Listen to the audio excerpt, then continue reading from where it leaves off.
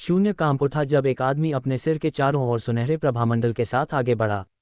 यह आदमी न तो लंबा था न ही सुंदर, लेकिन उससे सुनहरी रोशनी निकल रही थी और उसकी आत्मा ऊंची उड़ान भर रही थी, एक शाही आभा बिखेर रही थी। जैसे जैसे वह पास आता गया, उसने रुद्र और यंग मास्टर पीकॉक पर भारी दबाव डाला। न केवल वे, बल्कि आसपास के महान राक्षस भी हजारों मील पीछे हटने के अलावा कुछ नहीं कर सके। ये व्यक्ति बहुत अधिक शक्तिशाली था, उससे निकलने वाली शाही शक्ति के कारण अन्य लोग उसके पास जाने का साहस नहीं कर पाते थे। ये सम्राट है। मयूर वंश के बुजुर्गों ने आंखें सिकोड़ लीं। स्वर्गीय आत्मा चूहे कुल का सम्राट। स्वर्गभक्षी गौरैया के चेहरे पर स्पष्ट नाराजगी दिख रही थी। एक सम्राट। इस समय तो रुद्र की भी भौहें तन गईं। यदि वह कोई छद्म सम्राट होता तब भी वह इसे संभालने में आश्वस्त होता, लेकिन एक सम्राट के उतरने के कारण चीजें थोड़ी मुश्किल हो गईं। क्या ये स्वर्गीय आत्मा चूहे वंश का सम्राट है? जब स्वर्ण मुकुटधारी व्यक्ति प्रकट हुआ तो तुरंत आसपास हंगामा मच गया। मुझे आश्चर्य है कि युवा मास्टर मयूर इसे कैसे संभालेंगे। कई राजाओं की आंखों में उपहासपूर्ण भाव थे। अब जबकि एक सम्राट भी आ गया था, क्या युवा मास्टर मयूर अब भी उसके साथ प्रतिस्पर्धा कर सकता था? यह एक सच्चा सम्राट था। एक सम्राट। जैसे ही सम्राट करीब आया, यंग मास्टर पीकॉक की पुतलियां अचानक सिकुड़ गईं। युवा मास्टर पीकॉक, कृपया जिनलिंगजी को रिहा कर दीजिए। स्वर्गीय आत्मा चूहा कुल का सम्राट कदम दर कदम पास आ रहा था, उसका आभामंडल और भी प्रबल होता जा रहा था। उसकी निगाहें तलवार की तरह थीं, जो सामने खड़े युवा मास्टर पीकॉक को ठंडी निगाहों से घूर रही थीं। हर शब्द स्पष्ट रूप से बोल रही थीं, मानो कोई शाही शक्ति बरस रही हो। साम्राज्यवादी शक्ति ने शून्य को थर्रा दिया। भिन्न भिन्न यंग मास्टर पीकॉक के चारों ओर रंगीन रोशनी फैल गई, जिसने शाही ताकत को पूरी तरह से अवरुद्ध कर दिया। उसने अपनी भौहें सिकोड़ लीं, उसकी निगाहें असाधारण रूप से तेज हो गईं। उसकी नज़रें पास आ रहे स्वर्गीय आत्मा चूहा वंश सम्राट पर टिक गईं और बोला, इस जिनलिंगजी ने मेरे भाई को मारने की कोशिश की थी, इसका अपराध फांसी का हकदार है। मुझे डर है कि मैं चूहा सम्राट की बात नहीं मान सकता। जैसे ही उसने यह बात कही, 5 रंगों वाले प्रकाश पैटर्न हिलने लगे और बंधे हुए जिनलिंगजी और एक सींग वाले काले बैलपीड़ा में चिल्ला उठे। अंदर के 5 रंगों वाले प्रकाश पैटर्न न केवल उनके दाव पैटर्न को खत्म कर रहे थे, बल्कि उनके भौतिक शरीर को भी परिष्कृत कर रहे थे। तुम गुस्ताखी कर रहे हो। 5 रंगों वाले प्रकाश के भीतर से आती दर्दनाक चीखें सुनकर स्वर्गीय आत्मा चूहा सम्राट ने कहा, ये चूहों का क्षेत्र है। भले ही तुम्हारा दर्जा महान हो, तुम्हें यहाँ गुस्ताखी नहीं करनी चाहिए। आज मैं मयूर सम्राटों की ओर से तुम्हें अनुशासित करूंगा। ऐसा कहते हुए उसने अपना बड़ा हाथ बढ़ाया और यंग मास्टर पीकॉक को पकड़ लिया। ये हथेली हवा में से फैलकर यंग मास्टर पीकॉक के सामने प्रकट हो गई। इस हथेली पर पैटर्न बह रहे थे, जो 5 रंगों वाले प्रकाश पैटर्न को थोड़ा थोड़ा करके कुचल रहे थे। एक सम्राट स्तर के विशेषज्ञ के पास स्वर्ग को चुनौती देने वाले साधन थे। एक ही प्रहार से दाव पैटर्न खिल उठे और स्वर्ग और पृथ्वी की एक विशाल शक्ति आकर्षित हो गई। आकाश और पृथ्वी में हवाओं और बादलों ने रंग बदल दिया और तूफान उठे, मानो क्यूवी ड्रैगन की धारियां शून्य में सांस ले रही हों। एक दिव्य क्षमता क्षेत्र विशेषज्ञ 1000 मील दूर से मार सकता है, लेकिन एक स्वर्ग पहुंच क्षेत्र विशेषज्ञ स्वर्ग और पृथ्वी की शक्ति को पूरी तरह से अपनी शक्ति में बदल सकता है। ये स्वर्ग और पृथ्वी की सच्ची शक्ति थी, मानो संसार की सारी शक्ति इसमें समाहित हो गई हो। उस एक ही प्रहार से शक्ति अत्यधिक बढ़ गई, जिससे शत्रु को ऐसा महसूस हुआ मानो वे स्वर्ग और पृथ्वी के विरुद्ध लड़ रहे हों। कोई कल्पना कर सकता है कि स्वर्ग तक पहुंचने वाले राज्य से नीचे कौन इसका सामना कर सकता है? स्वर्ग पहुंचने वाले क्षेत्र के प्रथम स्तर के सम्राट। जैसे ही बड़े हाथ ने प्रहार किया, युवा मास्टर पीकॉक की आंखें सिकुड़ गईं। इस सम्राट का साधारण प्रहार दोनों छद्म सम्राटों द्वारा प्रदर्शित दिव्य क्षमताओं से कई गुना अधिक शक्तिशाली था। एक सम्राट, लेकिन मुझे अनुशासन के लिए तुम्हारी जरूरत नहीं है। युवा मास्टर पीकॉक ने एक बड़ा कदम आगे बढ़ाया और उसका पंख वाला पंखा एक बार फिर हवा में लहराने लगा। तुरंत ही रंग बिरंगी रोशनी फैल गई, मानो पूरी दुनिया बह गई हो। जहां भी 5 रंगों वाला प्रकाश पहुंचता, सम्राट द्वारा खींची गई महान शक्ति धीरे धीरे निगल ली जाती। अंततः फड़फड़ाते पंखों वाला एक मोर रंगीन रोशनी से उभरा और बड़े हाथ से टकराया। टकराना। मोर के पंख क्षैतिज रूप से लहरा रहे थे, मानो लोहे के पंख शून्य को चीर रहे हों और बड़े हाथ से छोड़े गए दाव पैटर्न को सीधे चीर रहे हों। फिर ये रंग बिरंगे पंख नुकीले ब्लेडों की तरह बड़े हाथ में कट गए और धातु के टकराने जैसी आवाज तुरंत शून्य में गूंज उठी। वाह! बड़ा हाथ कांप उठा और खून की कुछ बूंदें बाहर निकल आईं। इस निषिद्ध कलाकृति की शक्ति कमजोर नहीं है। चूहा सम्राट ने अपना विशाल हाथ वापस खींच लिया। उसकी आंखें चमक उठी जब उसने अपनी खून से लथपथ हथेली पर नजर डाली। इस क्षण धुंध ने उसके रक्त को ढांक लिया और कुछ दाव प्रतिरूप उसके भीतर गुंथ गए, मानो दिव्य रक्त की एक बूंद। स्वर्ग पहुंच क्षेत्र में पहुंचने पर स्वर्ग और पृथ्वी के महान दाव के बारे में व्यक्ति की समझ पहले से ही सामान्य लोगों से अधिक हो जाती है। स्वर पहुंच क्षेत्र के विशेषज्ञों ने पहले ही स्वयं को परिवर्तित करना शुरू कर दिया था। यदि वे आगे बढ़ते तो वे दिव्य शरीर में परिवर्तित हो सकते थे। चूहा सम्राट हल्के से मुस्कुराया। उसके हाथ के एक झटके से दाव पैटर्न हिल गए और खून की बूंद उसके शरीर में फिर से प्रवेश कर गई। घाव भी धीरे धीरे भर रहा था। इस अवस्था में जब तक कि चोट बहुत गंभीर न हो उन पर इसका कोई असर नहीं होता। यह एक स्वर पहुंच क्षेत्र विशेषज्ञ था। मयूर वंश वाकई असाधारण है, लेकिन युवा गुरु कौन क्यों, आप तो राजा भी नहीं हैं। किसी निश्चित कलाकृति पर भरोसा करने से मैं नहीं रुकूंगा। चूहा सम्राट मंद मंद मुस्कुराया। उसके लंबे बाल लहरा रहे थे, उसके होठों पर अहंकार की झलक थी। जिनलिंगजी को सौंप दो तो मैं तुम्हें छोड़ सकता हूं। यद्यपि चूहा सम्राट मुस्कुराया, परंतु उसके स्वर में निर्विवाद अधिकार था। युवा गुरु, क्यों न हम पहले जिनलिंगजी को रिहा कर दें। इस समय मयूर वंश के एक बुजुर्ग ने सावधानी से सुझाव दिया। जिनलिंगजी को रिहा करो। युवा मास्टर पीकॉक ने भौहें चढ़ाईं। मैं कोंगशुन, स्वर्गीय दानव सूची में 9वें स्थान पर एक प्रतिष्ठित प्राणी हूं। मैं इतना डरपोक कैसे हो सकता हूं। वह तो बस एक सम्राट है, अगर मैं उसे हरा भी न सकूं तो भी मुझे पूरी ताकत से लड़ना होगा। युवा मास्टर कोंक्यू की आंखें चूहा सम्राट को घूरते हुए ठंडी हो गईं। मर जाओ। युवा मास्टर पीकॉक की आंखें चमक उठीं और उनके पंख वाले पंखे से निकलने वाले रंगीन पैटर्न हिलने लगे, जिससे जिनलिंगजी का परिष्कार तेज हो गया।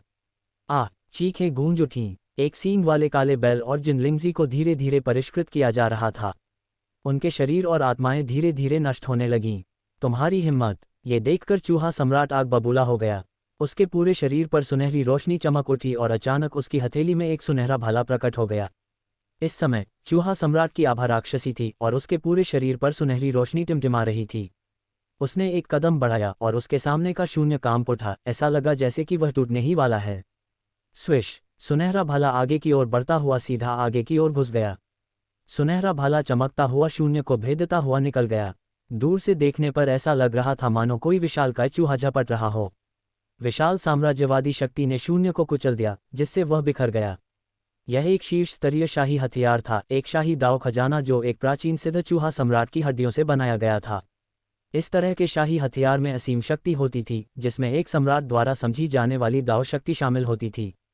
अब जब इसे चूहा सम्राट, जो स्वयं एक सम्राट था, द्वारा प्रयोग किया गया, तो इसकी शक्ति में स्वर्ग और पृथ्वी को भेदने की क्षमता थी। भयानक साम्राज्य शक्ति फैल गई, जिससे हजारों मील दूर के राजा भी भय से कांप उठे। लड़ो! युवा मास्टर मोर ने अपने पंख वाले पंखे को चालू किया और उसे हवा में घुमाया। 5 रंगों वाली दिव्य ज्योति प्रस्फुटित हुई, जिसने सभी चीजों को बहा ले गया और विशाल साम्राज्यवादी शक्ति धीरे धीरे निगल ली गई। तभी उससे उत्पन्न हुए मोर की चोंच ने सुनहरे भाले को मारा, जिससे वह जोर से झंझना उठा। इस शाही हथियार की गति तुरंत अवरुद्ध हो गई। इतना ही नहीं, बल्कि उसके पीछे रंग बिरंगे पैटर्न की एक चमक, मानो एक दुनिया बरस रही हो, जिसका उद्देश्य चूहा सम्राट को इस दुनिया में ले जाना था। चूहा सम्राट ने एक हाथ की मुहर बनाई और उस मुहर के भीतर प्रकाश के पैटर्न झिलमिला रहे थे, मानो कोई दिव्य चूहा उसके भीतर सुप्त अवस्था में हो। विशाल साम्राज्य शक्ति घनी और शक्तिशाली थी, जिसने आकाश को हिला दिया। एक क्षण में यह विशाल मुहर पंचरंगी दुनिया की ओर झुक गई और शून्य में एक जोरदार धमाका गूंजा। धमाका! रंग बिरंगी रोशनी फैल गई और पंख वाले पंखे द्वारा निर्मित दुनिया कांप उठी तथा चूहा सम्राट की शाही दाव आत्मा की मुहर को हटाने में असफल रही। यद्यपि मयूर वंश की दिव्य क्षमताएं प्रबल थीं, चूहा सम्राट की युद्ध शक्ति भी असाधारण थी। आत्मा की मुहर नीचे दब गई, जिसमें न केवल स्वर्ग और पृथ्वी की भयानक शक्ति थी, बल्कि उसके भीतर से एक विशालकाय चूहा भी बाहर आ गया। उस विशालकाय चूहे में सम्राट जैसी युद्ध शक्ति थी। निषिद्ध कलाकृतियां अंततः अपनी शक्ति खो देंगी। देखते हैं तुम इस सम्राट का कब तक विरोध कर पाओगे। चूहा सम्राट ने ठंडी हंसी उड़ाई और हमला जारी रखा। उसने सुनहरा भाला थाम लिया और आगे बढ़ा, और उसी समय उसकी शाही क्यूई खींच गई और दाव पैटर्न सघन हो गए, जिससे एक विशाल मुहर बन गई जो नीचे दब गई। इस क्षेत्र में पहुंचकर एक विचार ही हजारों मील दूर बैठे किसी व्यक्ति को मार सकता था। बिना हिले डुले भी शक्तिशाली हमले किए जा सकते थे। धमाका! धमाका! युवा मास्टर मयूर लगातार आक्रमण कर रहे थे, अपने पंखों का पंखा घुमा रहे थे, जिससे अंतहीन रंगीन रोशनी निकल रही थी, लेकिन उनकी आभा लगातार कमजोर होती जा रही थी। इस समय जिनलिंगजी और एक सींग वाले काले बैल को 5 रंगों वाले दिव्य पैटर्न द्वारा पीस दिया गया था और वे नष्ट हो गए थे। हालांकि इसमें भी बहुत अधिक बिजली की खपत होती थी। अब इस सम्राट का सामना करते हुए भले ही वह लड़ सकता था, वह उसे हरा नहीं सकता था। लगता है यंग मास्टर पीकॉक हारने वाले हैं। मानली की नाजुक भौहें सिकुड़ गईं और उसके जैद जैसे हाथ कसकर जकड़े हुए थे। निषिद्ध कलाकृतियां अंततः एक लंबी लड़ाई को कायम नहीं रख सकतीं। रुद्र ने भी धीरे से आह भरी। यद्यपि निषिद्ध कलाकृतियां शक्तिशाली थीं, लेकिन यदि वे एक ही झटके में सम्राट को मार न सकें तो स्थिति अनियंत्रित हो जाएगी। ठीक उस समय के लियू हान्यान की तरह। यद्यपि उसके पास सम्राट का जीवन चिन्ह था, फिर भी वह अंततः दीर्घायु कछुए द्वारा गंभीर रूप से घायल कर दी गई। धमाका, एक गगनभेदी गर्जना गूंजी और युवा मास्टर कोन क्यूई उड़ गए। उनका शरीर बार बार पीछे हट रहा था। पंख वाले पंखे की गति अब पहले जैसी नहीं रही। युवा मास्टर कोन क्यूई हारने वाला है। ये देखकर कई लोगों की आंखें चमक उठीं। एक बार युवा मास्टर कोन क्यू हार गए तो कोई भी रुद्र को नहीं बचा पाएगा। सभी पक्षों के राजा विचलित हो गए। अफसोस, लगता है कि लीन दिव्य हॉल चूहे राजा के हाथों में चला जाएगा। कई लोगों ने मन ही मनाह भरी। चूहा राजा एक सम्राट था, यहाँ कौन उससे मुकाबला कर सकता था। युवा मास्टर कोन क्यू, आप पीछे हट सकते हैं। चूहा सम्राट आगे बढ़ा और उदासीनता से बोला। इस समय दाव पैटर्न उसके पूरे शरीर के चारों ओर गुथे हुए थे। प्रत्येक रेशे में पहाड़ों को कुचलने की शक्ति थी। उसके एक कदम से रुद्र और अन्य लोग पीछे हट गए। वाह! फिर उसने अपना बड़ा हाथ बढ़ाया और सीधे यंग मास्टर पीकॉक पर वार किया। युवा मास्टर मयूर ने अपने पंख वाले पंखे को घुमाया, लेकिन वह अब चूहे सम्राट का विरोध नहीं कर सका। टकराना, एक जोरदार धमाका हुआ और यंग मास्टर पीकॉक सीधे उड़ गया और उसके मुंह से खून निकल आया। युवा स्वामी, ये कहते ही मयूर वंश के कई बुजुर्ग तेजी से भाग गए। रुद्र भी यंग मास्टर पीकॉक के बगल में दिखाई दिया। क्या तुम ठीक हो? स्वर्गभक्षी गौरैया ने पूछा। हाय भाई, मुझे डर है कि मैं इस चूहा सम्राट से निपट नहीं पाऊंगा। युवा मास्टर कोन क्यू ने हल्की सी आह भरी। ये बूढ़ा चूहा बहुत दुस्साहसी है। स्वर्गभक्षी गौरैया की आंखें फड़क उठी, उनमें एक भयावह हत्या का इरादा भर गया। यदि इसके स्वर्गभक्षक कबीले के विशेषज्ञ यहाँ थे तो यह चूहा सम्राट इतना अभिमानी कैसे हो सकता है। हमें क्या करना चाहिए? मानली चिंतित दिखी। बबलू अभी भी सो रही है। रुद्र की आंखें चमक उठी जब उसने स्वर्ग भक्षण करने वाले शिवालय को महसूस किया। स्विश! इस समय चूहा सम्राट ने अपना बड़ा हाथ बढ़ाया और रुद्र को पकड़ लिया। भयानक साम्राज्यवादी शक्ति ने उसे घेर लिया। पीछे हटो! रुद्र की आंखें चमक उठीं और उसने स्वर्ग भागने वाले शटल को सक्रिय कर दिया। स्वर्ग भागने वाला शटल चमक उठा, जिसने सबको घेर लिया और वे जाने ही वाले थे। हे, एक सम्राट के अधीन तुम अभी भी भागना चाहते हो? चूहा सम्राट ने सीधे अपने बड़े हाथ को शून्य की ओर मारते हुए उपहास किया। स्टॉप! आज तुम में से कोई भी नहीं जाएगा। चूहा सम्राट ने ठंडी सांस ली और अपनी हथेली से उस ओर इशारा किया जहां रुद्र भाग गया था। ये हड़ताल अपनी पूरी ताकत से नहीं की गई। हालांकि इसकी विनाशकारी शक्ति अभी भी शून्य को चकनाचूर करने और एक छद्म सम्राट को नष्ट करने के लिए पर्याप्त थी। विस्फोट! युवा मास्टर मोर की आंखें सिकुड़ गईं और उसका पंखा उड़कर एक मोर में बदल गया जो सीधे बड़े हाथ की ओर झपटा। हाथ छूते ही मोर फट गया और अगले ही पल बड़ा हाथ कांप उठा और रुक गया। इस समय स्काई एस्केप शटल पहले ही अंतरिक्ष के साथ संचार कर चुका था और रुद्र और अन्य लोग मौके से गायब हो गए। वाह! इस शून्य में विशाल परिणाम धीरे धीरे कमजोर हो गया। क्या रुद्र यहाँ से चला गया है? ये देखकर सभी राजा चौंक गए, अंतरिक्ष से भाग गए। तथापि चूहा सम्राट ने ठंडे स्वर में उपहास किया। फिर इसकी शक्तिशाली आध्यात्मिक भावना फैल गई। एक विचार के साथ ही इसने तुरंत 10,000 ली का क्षेत्र घेर लिया। स्वर्ग क्षेत्र विशेषज्ञ का आतंक स्पष्ट रूप से सामान्य लोगों के लिए अकल्पनीय स्तर तक पहुंच गया था। एक पल में उसने रुद्र का स्थान खोज लिया। वहां तुरंत चूहा सम्राट की आंखें चमक उठीं और उनकी नज़र 1,000 ली दूर एक स्थान पर टिक गई। अन्य राजाओं ने भी अपनी आध्यात्मिक इंद्रियां प्रकट कीं। कई महान राक्षसों ने रुद्र के ठिकाने का पता लगा लिया। एक छोटा सा लड़का इस सम्राट की पकड़ से कैसे बच सकता है? चूहा सम्राट ने ठंडे स्वर में उपहास किया और उसका बड़ा हाथ आगे बढ़ा। वाह! हथेली असीम रूप से फैली हुई थी, मानो उसने अंतरिक्ष को भेद दिया हो। एक क्षण में रुद्र और अन्य लोग जो अभी अभी शून्य में प्रकट हुए थे, उन्हें लगा कि एक भयानक आभा ने उन्हें जकड़ लिया है। धिक्कार है, ये भूत अभी भी लगातार पीछा कर रहा है। इस उतार चढ़ाव को महसूस करते ही आकाश निगलने वाली गौरैया गुस्से से भर गई। फ्लैश! रुद्र का दिल धड़क उठा और उसने तुरंत एस्केप शटल को सक्रिय कर दिया। साथ ही उन्होंने आदिकालीन व्यवस्था को भी सक्रिय किया। इससे पहले कि चूहा सम्राट का आक्रमण हो पाता, आदिकालीन दिव्य रून खिल उठे तथा सामने एक आकाशीय पर्दा बन गया। टकराना! बड़े हाथ ने प्रहार किया जिससे आदि दिव्य रून कांपने लगे। हालांकि इससे पहले कि आदिकालीन दिव्य रून नष्ट हो पाते, रुद्र ने सभी को भागने पर मजबूर कर दिया। अगले ही क्षण वह पुनः 1,000 ली दूर प्रकट हुआ। इस बदमाश के पास सचमुच बहुत बड़ा खजाना है। अपना हमला रुका हुआ देखकर चूहा सम्राट थोड़ा चौंका। और भी अच्छा, अगर मैं उसे पकड़ लूं तो यह सम्राट और भी खजाने हासिल कर सकता है। चूहा सम्राट के मुंह के कोने पर एक हल्की सी मुस्कान उभरी और फिर वह आगे बढ़ता रहा। कुछ ही कदमों के साथ उसका शरीर फड़क उठा और वह तेजी से 1,000 ली दूर पहुंच गया। इस क्षण इसकी आध्यात्मिक भावना फिर से चली गई और रुद्र पर ताला लगा दिया। देखते हैं तुम इस सम्राट का कितनी बार सामना कर सकते हो। चूहा सम्राट ने हमला जारी रखा। जाओ। रुद्र पहले से ही तैयार था और उसने आदिम आदेश को सक्रिय कर दिया था। लेकिन इस बार जैसे ही स्काई एस्केप शटल टिमटिमाते हुए अंतरिक्ष में प्रवेश किया, सभी को एक स्थानिक अशांति महसूस हुई। उस शून्य में एक दरार दिखाई दी, मानो कोई दुनिया खुल रही हो। उनके शव तुरंत निगल लिए गए। अरे, ये दृश्य चूहा सम्राट ने भी देखा। क्या ये ट्रैपिंग वर्ड फॉरबिडन रून है? ये देखकर चूहा सम्राट की आंखें सिकुड़ गईं, जिससे गंभीरता का आभास हुआ। वह अपनी जगह पर रुककर दूर तक देखने लगा। ये ट्रैपिंग वर्ड फॉरबिडन रून एक देवता द्वारा छोड़ा गया था। एक बार इसके अंदर फंस जाने पर कोई सम्राट भी सुरक्षित वापसी की गारंटी नहीं दे सकता था। वे ट्रैपिंग शून्य निषिद्ध रून में फंस गए हैं। कुछ राजा वहां पहुंचे और उन्होंने भी आगे शून्य में सक्रिय निषिद्ध रून को देखा। निषिद्ध रून एक विश्व उद्घाटन की तरह था, लेकिन कोई नहीं जानता था कि यह दुनिया कहाँ ले जाएगी। उससे निकलने वाले भयानक उतार चढ़ाव से सभी राक्षस भय से कांपने लगे। ट्रैपिंग वर्ल्ड क्योटिक डोमेन को स्काई रेड डोमेन में निषिद्ध भूमि माना जाता था और बहुत कम लोग इसमें प्रवेश करने का साहस करते थे। इस ट्रैपिंग शून्य अराजक क्षेत्र के दिव्य नियम हैं। अगर मैं जल्दबाजी में प्रवेश करूं तो यह सम्राट भी उन दिव्य रूनों द्वारा निगल लिया जा सकता है। धिक्कार है, वे वास्तव में इस निषिद्ध रून में गिर गए। अफसोस की बात है कि इस सम्राट को इसी वजह से किलिन दिव्य महल से वंचित रहना पड़ा।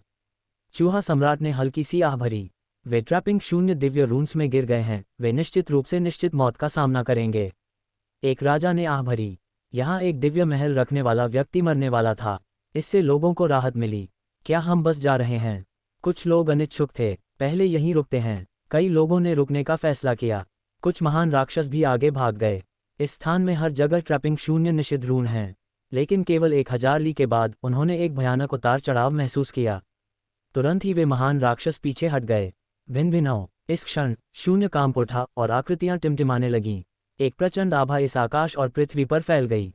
उस प्रचंड आभा के भीतर एक विशाल साम्राज्यवादी शक्ति भी थी। यह शाही शक्ति है। तुरंत ही उन महान राक्षसों की आंखें, जो ट्रैपिंग शून्य अराजक डोमेन से पीछे हट गए थे, अचानक सिकुड़ गईं। अपने पीछे उन्हें एक अतुलनीय विशाल साम्राज्यवादी शक्ति का एहसास हुआ। इस उतार चढ़ाव को महसूस करके चूहा सम्राट ने भी अपनी भौहें चढ़ा लीं। आश्चर्य व्यक्त करते हुए सभी राक्षस उस शून्य की ओर देखने लगे जहां से यह उतार चढ़ाव उत्पन्न हुआ था।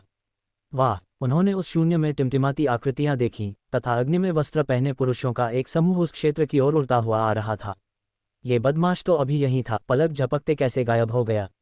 यह एक अधेड़ उम्र का आदमी था जो आग जैसे युद्ध कवच पहने हुए था और हाथ में एक हड्डी का आईना लिए हुए था।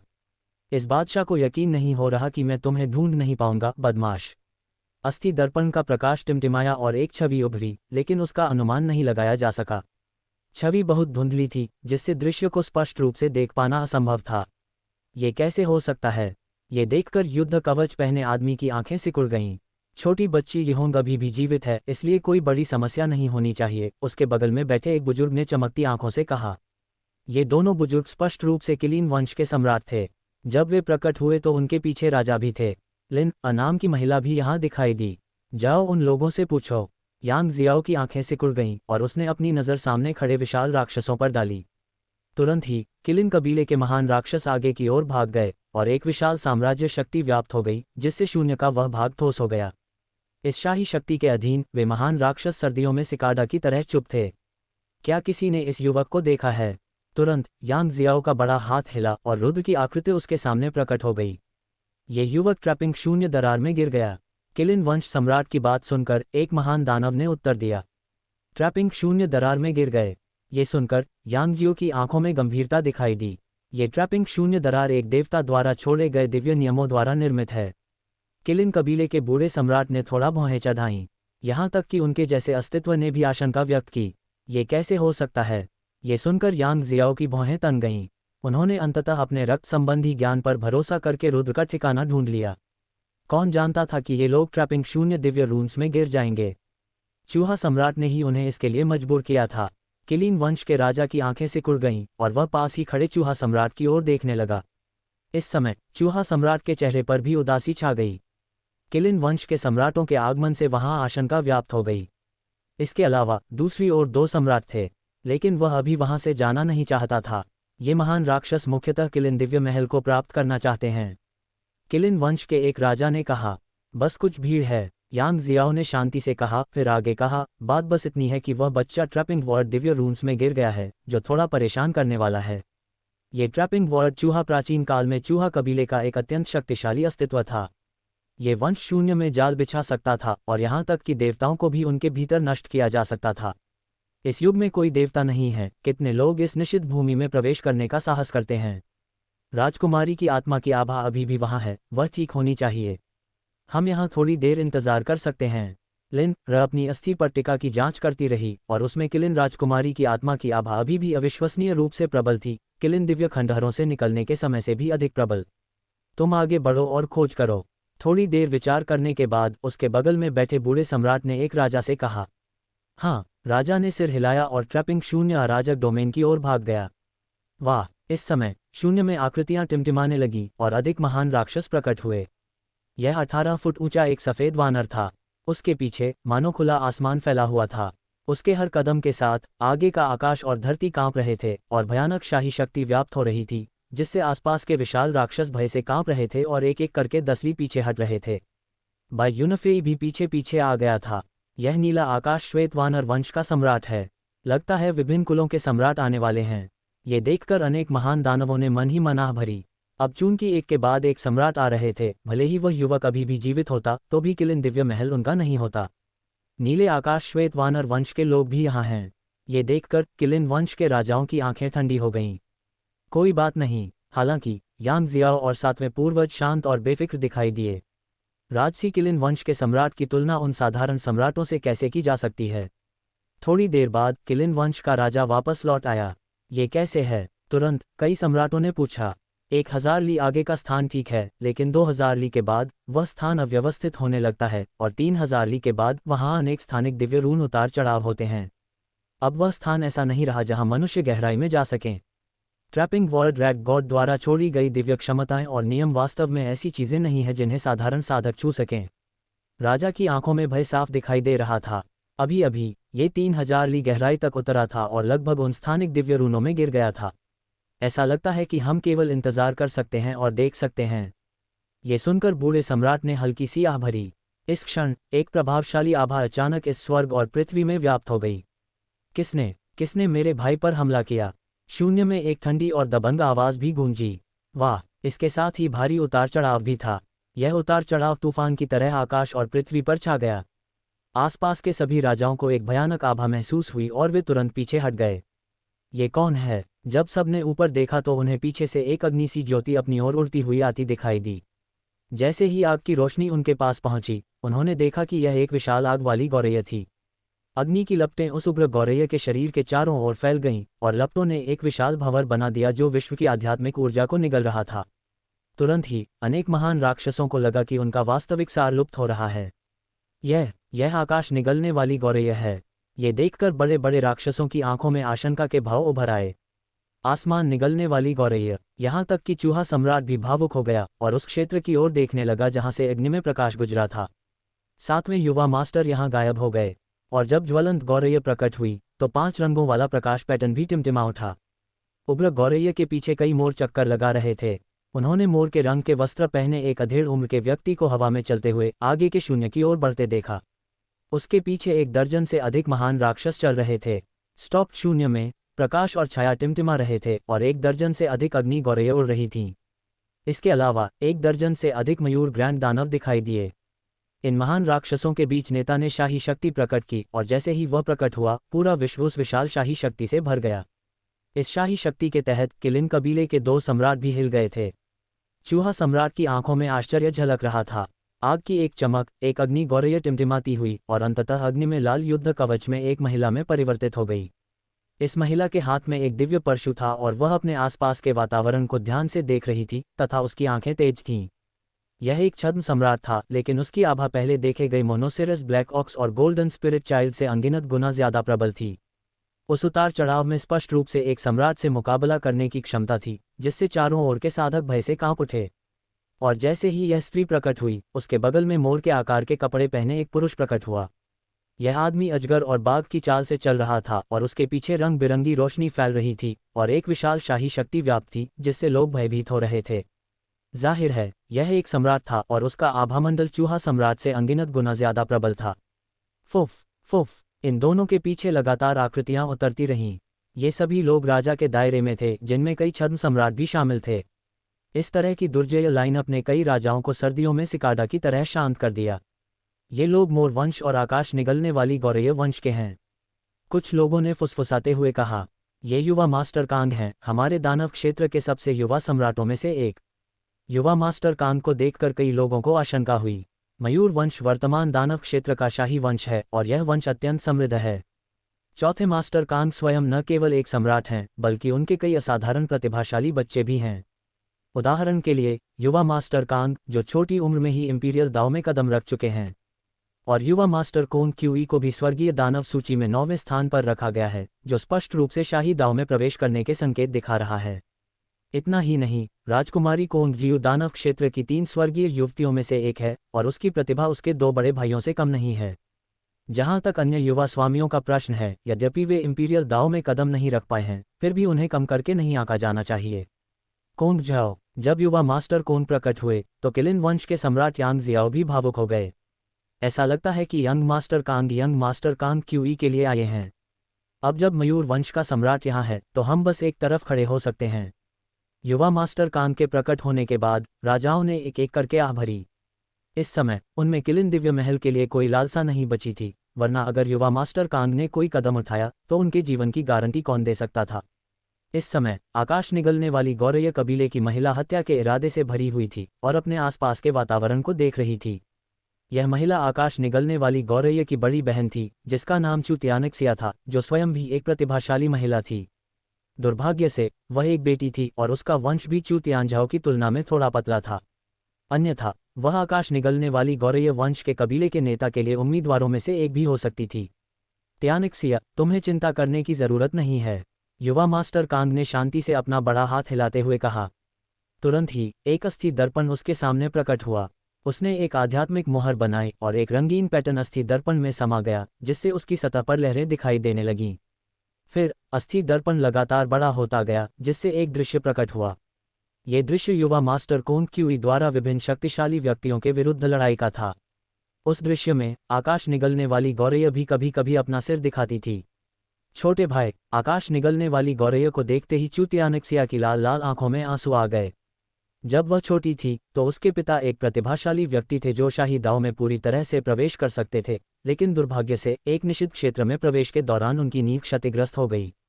तब से कबीले में उनकी स्थिति दिन प्रतिदिन गिरती गई।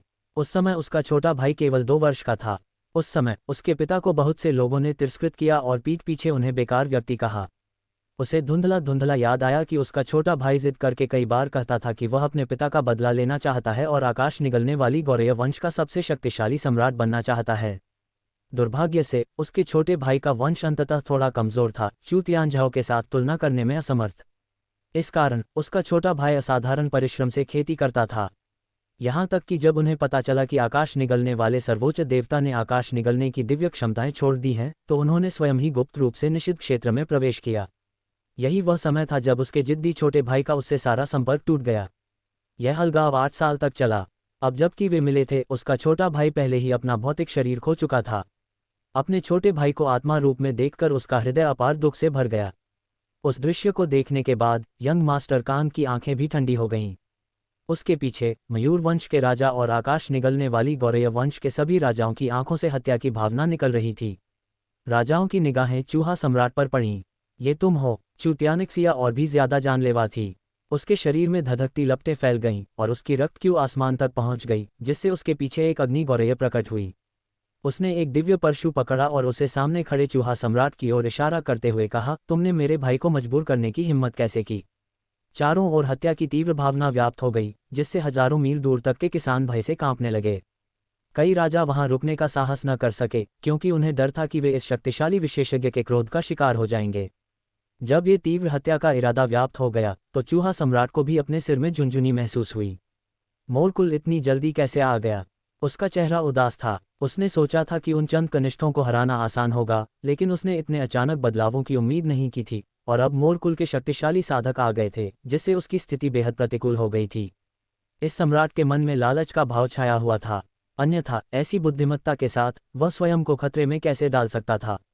लेकिन ये दिव्य महल इतना लुभावना था कि अनगिनत सम्राटों ने इसके लिए जमकर संघर्ष किया, जबकि यह खजाना उनकी आंखों के सामने था।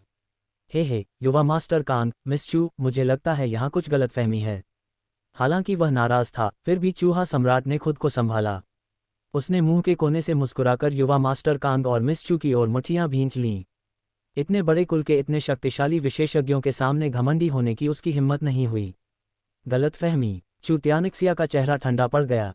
तथ्य तो सामने है, भला क्या गलतफहमी हो सकती है? क्योंकि उस मानव युवक ने मेरे चूहा वंश के 10 राजाओं को मार डाला था, इसलिए यह सम्राट यहाँ आया था। हालांकि युवा गुरु कोनक्यू ने उस युवक की रक्षा करने पर जोर दिया, इसलिए इस सम्राट के पास कोई चारा नहीं था। चूहा सम्राट की पलकें झपक गईं। हालांकि वह नाराज था, फिर भी हल्की मुस्कान के साथ बोला, अपने चूहा कुल के राजाओं को मार डाला। युवा मास्टर कान की आंखें चमक उठीं और उन्होंने एक एक शब्द कहा, मुझे ये बताने की ज़रूरत नहीं कि तुम्हारे चूहा कुल के राजाओं को क्यों मारा गया। जहां तक तुम्हारे कदम का सवाल है, तुम्हारे इरादे कुछ और ही थे। खैर, मेरे सातवें भाई को तुमने उस दिव्य ढांचे में धकेल दिया था। अगर इस रंजिश का बदला नहीं लिया गया तो मुझे डर है कि दूसरे कुल ये सोचेंगे कि मेरे मयूर कुल का कोई नहीं है। तो अब किसी गलतफहमी की बात मत करो। युवा मास्टर कांग जेड की तरह सुंदर, सौम्य और परिष्कृत थे, लेकिन उनके धीमे शब्दों में एक अंतहीन दबंग आभा व्याप्त थी।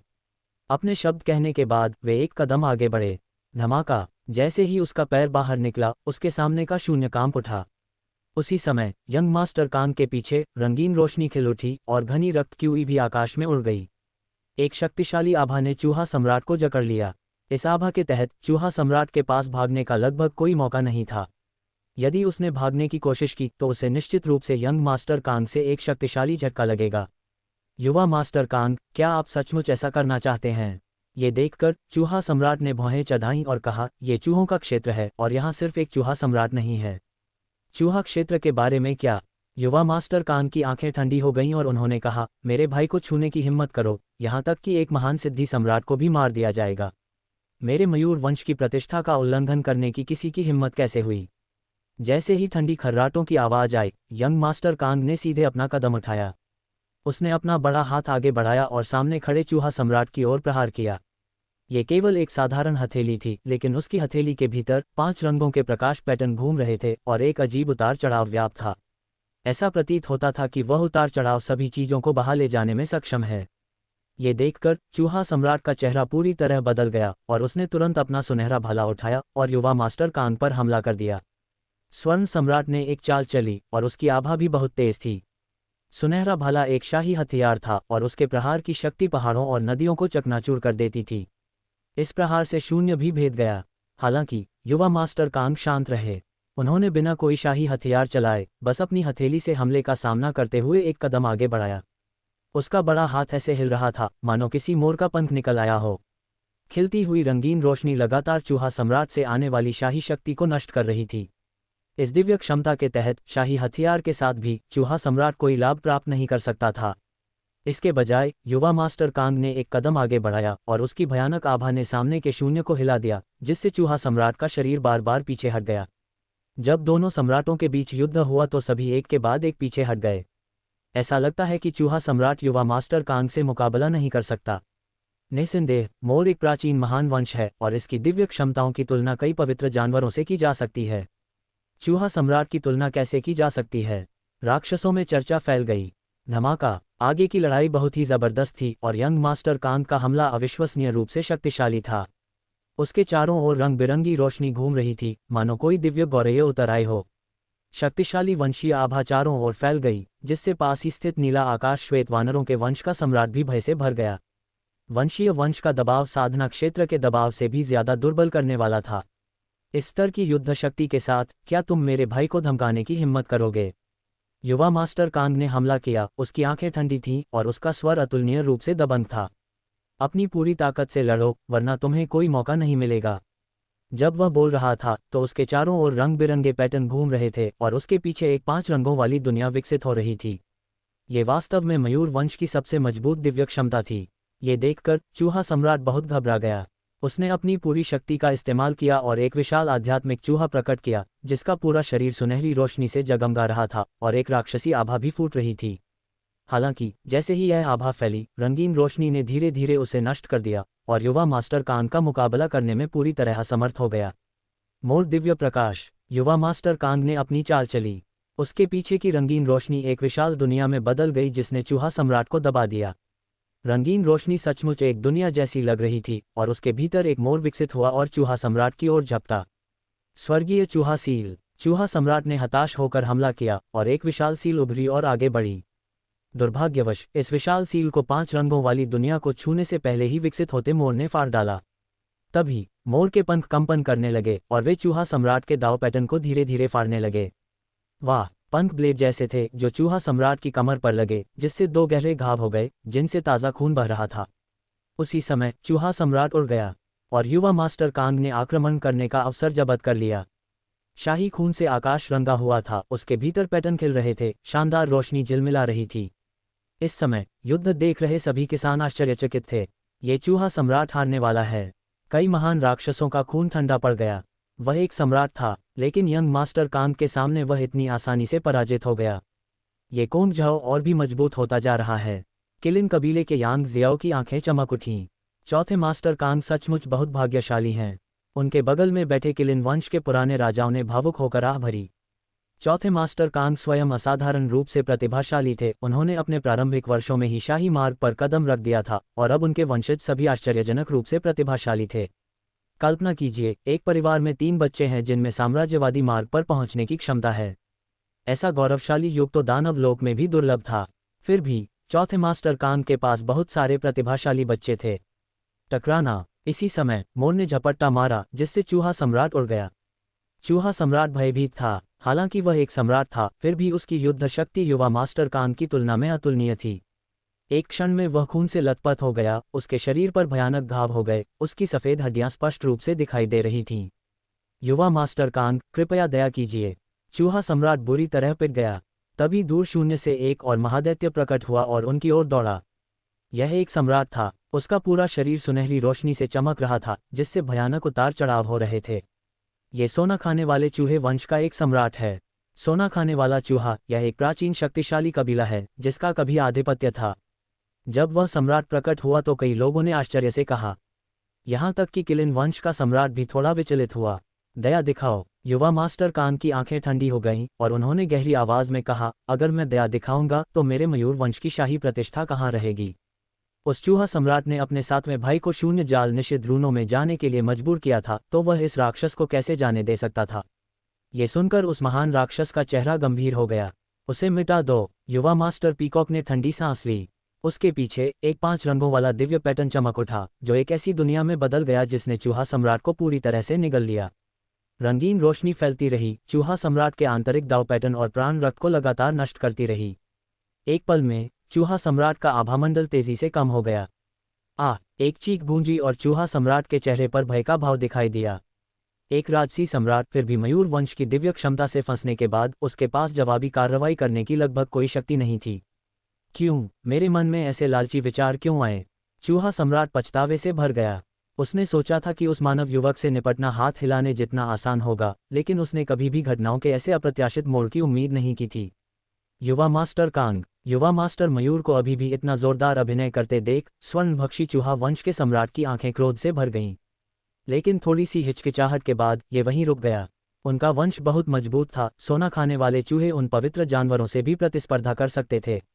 हालांकि उनकी प्रजनन क्षमता बहुत कम थी और शक्तिशाली वंशों वाले वंशजों को उत्पन्न करना अविश्वसनीय रूप से कठिन था। इसलिए स्वर्णभक्षक चूहे वंश में बहुत कम सम्राट थे। भले ही वह मजबूत था, फिर भी उसने मयूर कबीले से पूरी तरह से अलग होने की हिम्मत नहीं की। विशेष रूप से चौथे मास्टर कांग का वंश, जिसमें एक ही परिवार में 4 अद्वितीय प्रतिभाएं थीं। इसमें चौथे मास्टर कांग के अन्य भाई भी शामिल नहीं थे। कोई भी कल्पना कर सकता है कि इस युग में मयूर वंश कितना शक्तिशाली था। मुझे इससे नफरत है। स्वर्गीय आत्मा चूहा कबीले का सम्राट चिल्लाया, उसका चेहरा अफसोस से भरा हुआ था। उस दिव्य क्षमता के अधीन वह प्रतिरोध करने में पूरी तरह असमर्थ था, यहाँ तक कि अपने वास्तविक सार दाव पैटर्न को भी सक्रिय करने में असमर्थ था। वह केवल असहाय होकर देख सकता था कि उसकी शक्ति क्षीण हो रही है, उसका रक्त मांस परिष्कृत हो रहा है, उसकी शक्ति निरंतर क्षीण हो रही है और यहाँ तक कि उसकी आत्मिक चेतना भी नष्ट हो रही है। उस 5 रंगों वाली दुनिया में चूहा सम्राट की आवाज़ धीरे धीरे कमजोर हो गई, फिर पूरी तरह से गायब हो गई। वाह! शून्य से एक लाश गिर गई। शव से अभी भी एक विशाल साम्राज्यवादी शक्ति प्रवाहित हो रही थी। एक सम्राट ऐसे ही गिर गया था। ये देखकर दृश्य शांत हो गया और अनगिनत महान राक्षस सर्दियों में सिकाडा की तरह शांत हो गए। कई सांसें लेने के बाद ही शोर मच गया।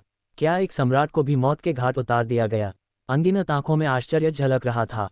ये युवा मास्टर कांग सचमुच बहुत शक्तिशाली है। मुझे डर है कि वह पहले ही स्वर्ग पहुंचने वाले द्वीक्षेत्र तक पहुंच चुका है ना? किसी ने सोचा। कौनसी ने वास्तव में एक अच्छे बेटे को जन्म दिया है। यांग जियाओ की आंखें थोड़ी चमक उठीं। उन्हें और चौथे मास्टर कांग को समकक्ष माना जाता था, जो उनसे केवल 9 वर्ष छोटे थे।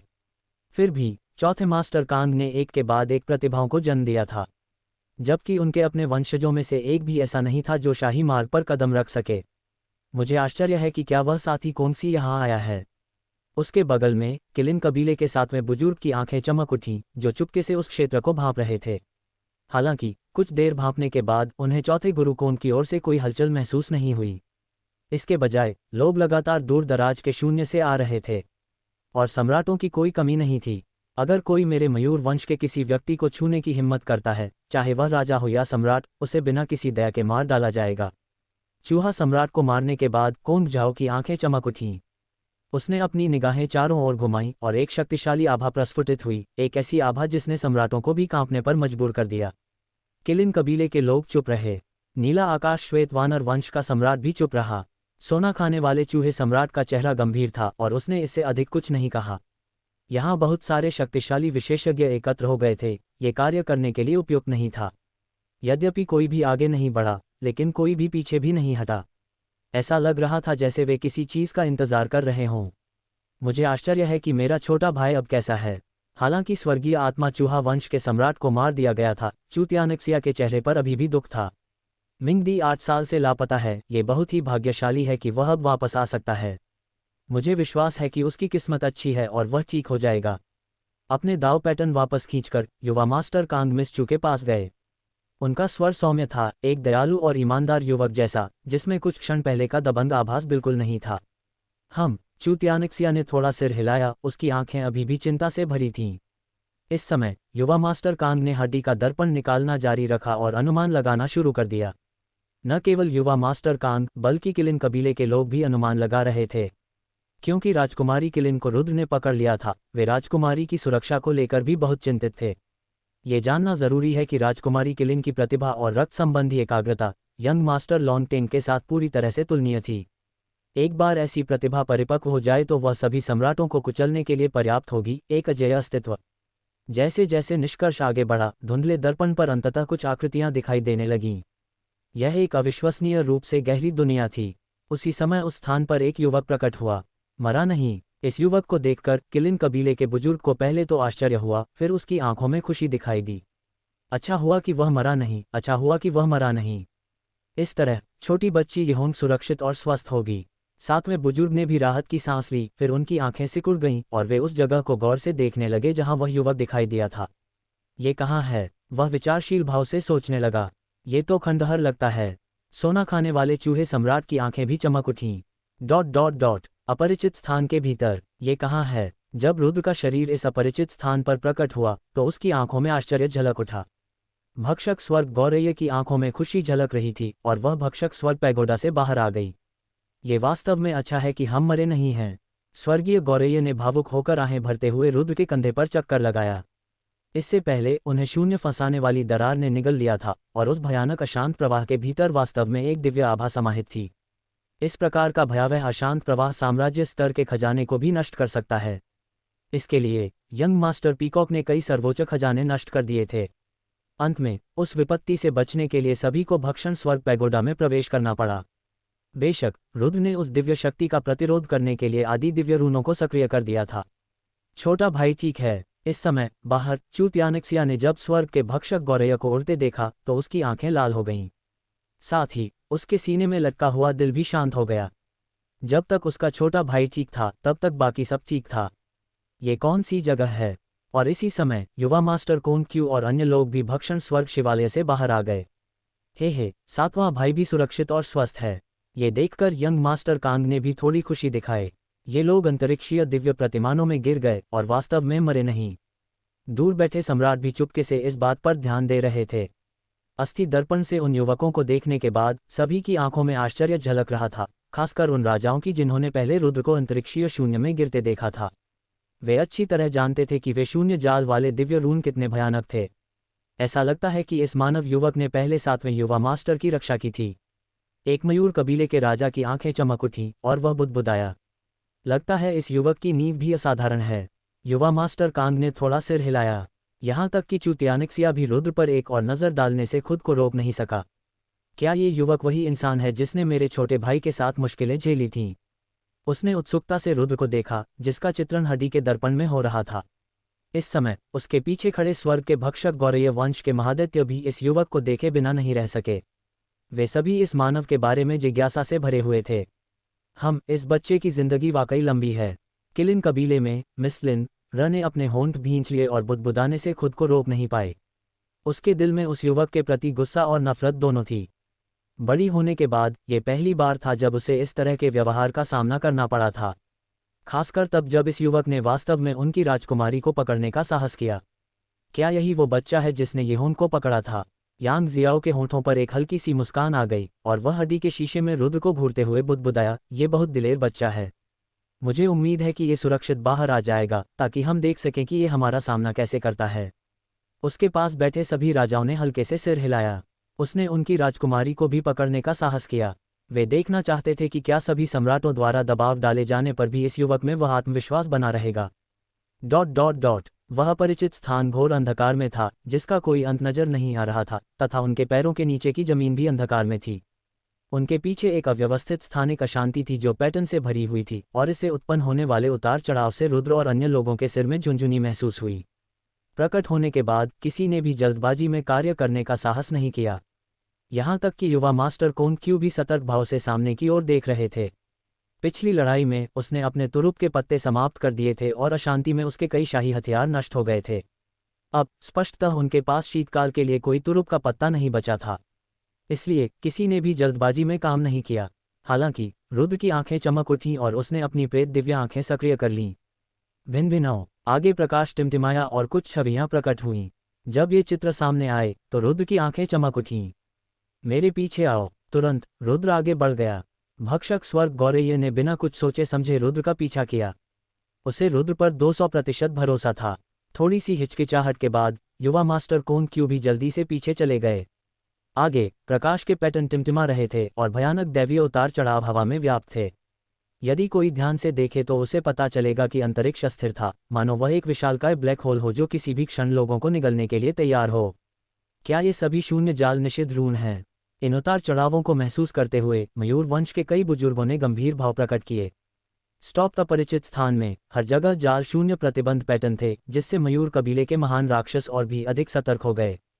ये स्थान उनकी कल्पना से भी अधिक खतरनाक था। यहाँ तक कि रुद्र भी अत्यंत सावधानी से चल रहा था। जैसे जैसे वे आगे बढ़ते गए, आगे शून्य में भंवर दिखाई देने लगे। ये स्थानिक भंवर थे जो सब कुछ निगलने के लिए तैयार प्रतीत होते थे। आखिर यह जगह क्या है? इन भंवरों को देखकर मयूर वंश के लोगों के चेहरे पर भय के भाव उभर आए। यद्यपि वे भंवरों के चारों ओर घूमते रहे, फिर भी उन्हें ऐसा महसूस होता रहा जैसे कि वे भंवरों द्वारा निगल लिए जाने वाले हैं। उन्हें तो अपनी आत्मा तक कांपती हुई महसूस हुई। ये स्थान बहुत भयानक है। अनेक बड़े बड़े राक्षसों की आंखों में भय दिखाई दिया। आप सभी को मेरे शिवालय में प्रवेश करना चाहिए। ये देखकर रुद्र ने राक्षसों से कहा। अच्छा अच्छा। ये सुनकर इन महान राक्षसों ने बार बार सिर हिलाया। हालांकि युवा मास्टर कोन क्यू ने बाहर ही रहना पसंद किया। वह देखना चाहता था कि वहां क्या हो रहा है। क्या ये जाल शून्य चूहे देवता का खंडहर हो सकता है? बाहर एक विशाल राक्षस की आंखों में जिज्ञासा दिखी।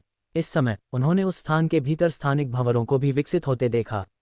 इस तरह के उतार चढ़ाव से उनकी रीढ़ में भी ठंडक महसूस होने लगी। ये वास्तव में प्रसिद्ध ट्रैप वॉर्ड प्रतिबंध पैटर्न है। चूहा कबीले के कई महान राक्षसों ने फुसफुसाया। इन प्रतिबंध पैटर्न के घनत्व को देखते हुए ये चूहे भगवान के खंडहर के करीब होना चाहिए, सोना खाने वाले चूहों के सम्राट ने भी सोचा। उसकी आंखें चमक उठीं। इसी समय उसकी कमर का टोकन कंपन करने लगा। क्या हुआ? रुद्र ने पूछा। उसकी आंखों में जिज्ञासा थी। हाँ, मेरा बड़ा भाई यहाँ है। युवा मास्टर कोन क्यू ने अपनी हड्डी का टोकन निकाला और इसे महसूस करने के बाद उसकी आंखें खुशी से चमक उठीं। तुम्हारा बड़ा भाई? रुद्र ने भौहें उठाईं। मेरा बड़ा भाई पहले ही शाही दाव में प्रवेश कर चुका है। वह उस जगह पहुंच गया है जहां हमने पहले लड़ाई लड़ी थी और स्वर्गीय आत्मा चूहे वंश के सम्राट को मार डाला। युवा मास्टर कौन क्यों हंसा। अब एक सर्वोच्च खजाने के माध्यम से उसने मेरा स्थान ज्ञात कर लिया है, इसलिए उसने मुझे एक संदेश भेजा है जिसमें कहा गया है कि हम इस जगह से निकलकर मिलने का कोई रास्ता खोजें। उसने शाही दाव में कदम रखा है। ये सुनकर रुद्र ने एक भान उठाई। त्यानमिंग, तुम्हारी बहन भी आ गई है, युवा मास्टर कौन क्यों ने उसी समय चू त्यानमिंग से कहा। मेरी बहन। ये सुनकर भक्षक गौरैया की आंखों में कुछ यादें उभर आईं। अपनी युवावस्था की अनेक यादें उसके मन में उमड़ पड़ीं। उन यादों ने उसे भावुक कर दिया। पिछले कई वर्षों से वह अकेले ही बाहर रह रहे थे और अपने जीवन की सबसे बड़ी कठिनाइयों का सामना कर रहे थे। अब अपने परिवार से मिलने के लिए वह भावुक हो गया। छोटे भाई, भविष्य में तुम्हारी बहन जरूर सम्राट बनेगी, फिर कोई भी तुम्हें या मुझे नीची नज़र से देखने की हिम्मत नहीं करेगा। उसे आज भी अपनी बहन द्वारा बचपन में उसके कान में कहे गए शब्द साफ साफ याद थे, लेकिन उस समय वह काफ़ी घमंडी भी था। मैं स्वयं सम्राट बनना चाहता हूँ और अपनी बहन और पिता की रक्षा करना चाहता हूँ। उस समय भक्षक गौरैया यद्यपि युवा थी पर दृढ़ता से भरी हुई थी। दुर्भाग्यवश, चाहे वह राक्षस जाति हो या मानव जाति, रक्त वंशानुक्रम का स्तर भविष्य की उपलब्धियों पर बहुत बड़ी बाधा डालता है। यद्यपि उसका वंश उसके चचेरे भाई से थोड़ा ही कमतर था, फिर भी वह अंततः उससे आगे नहीं बढ़ सका। उन पिछली घटनाओं के बारे में सोचकर भक्षक गौरैया को दुख का अनुभव हुआ।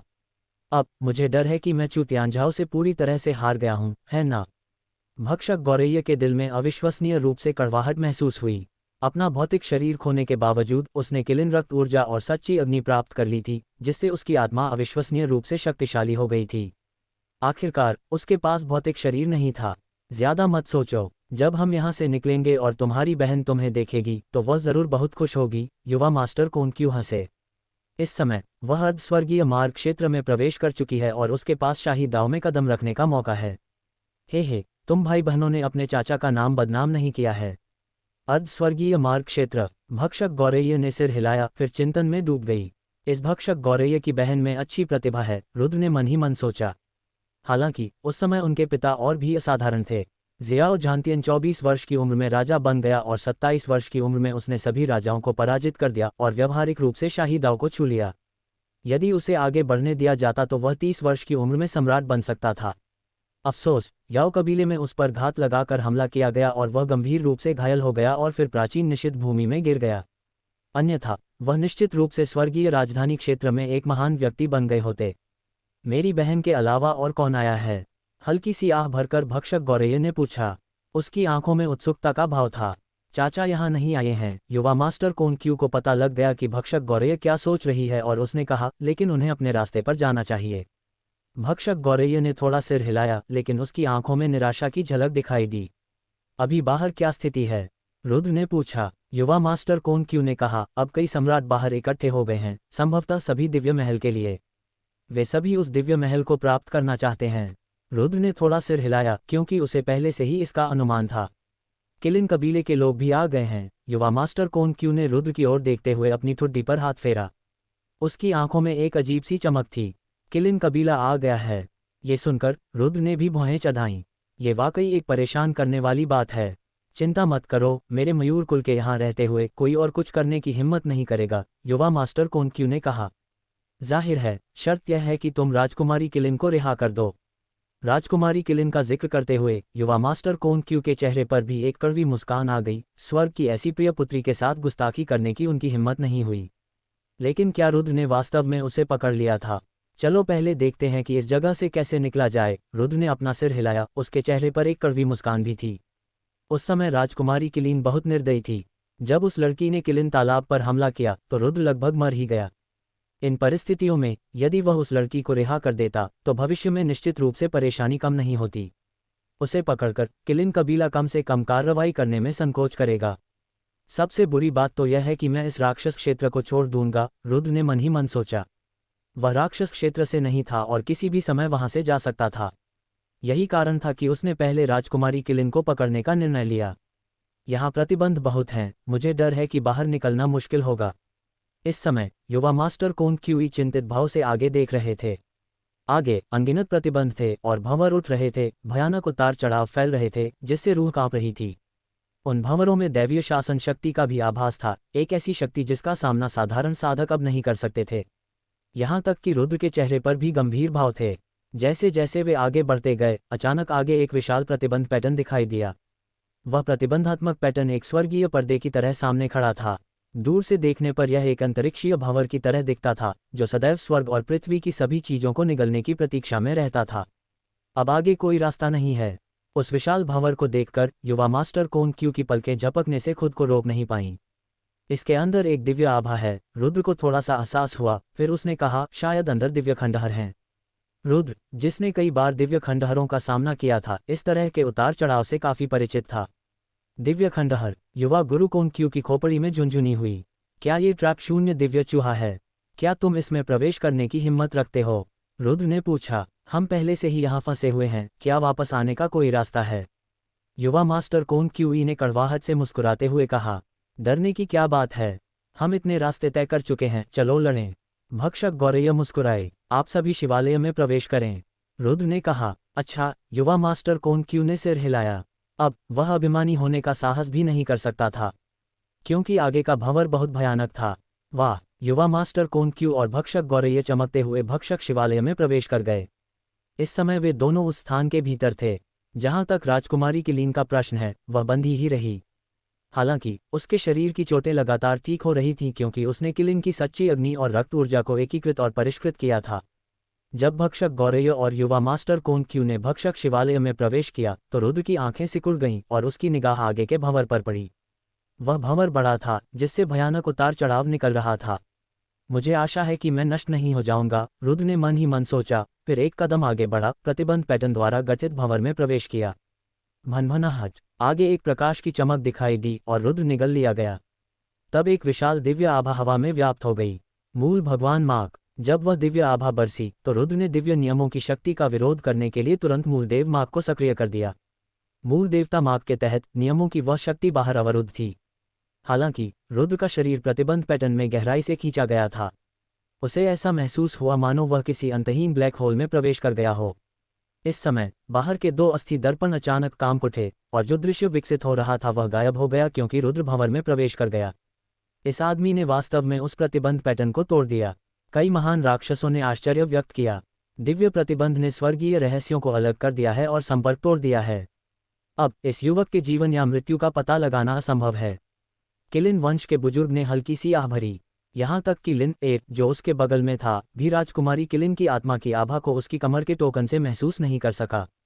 ऐसा लग रहा था कि सब कुछ अलग थलग था।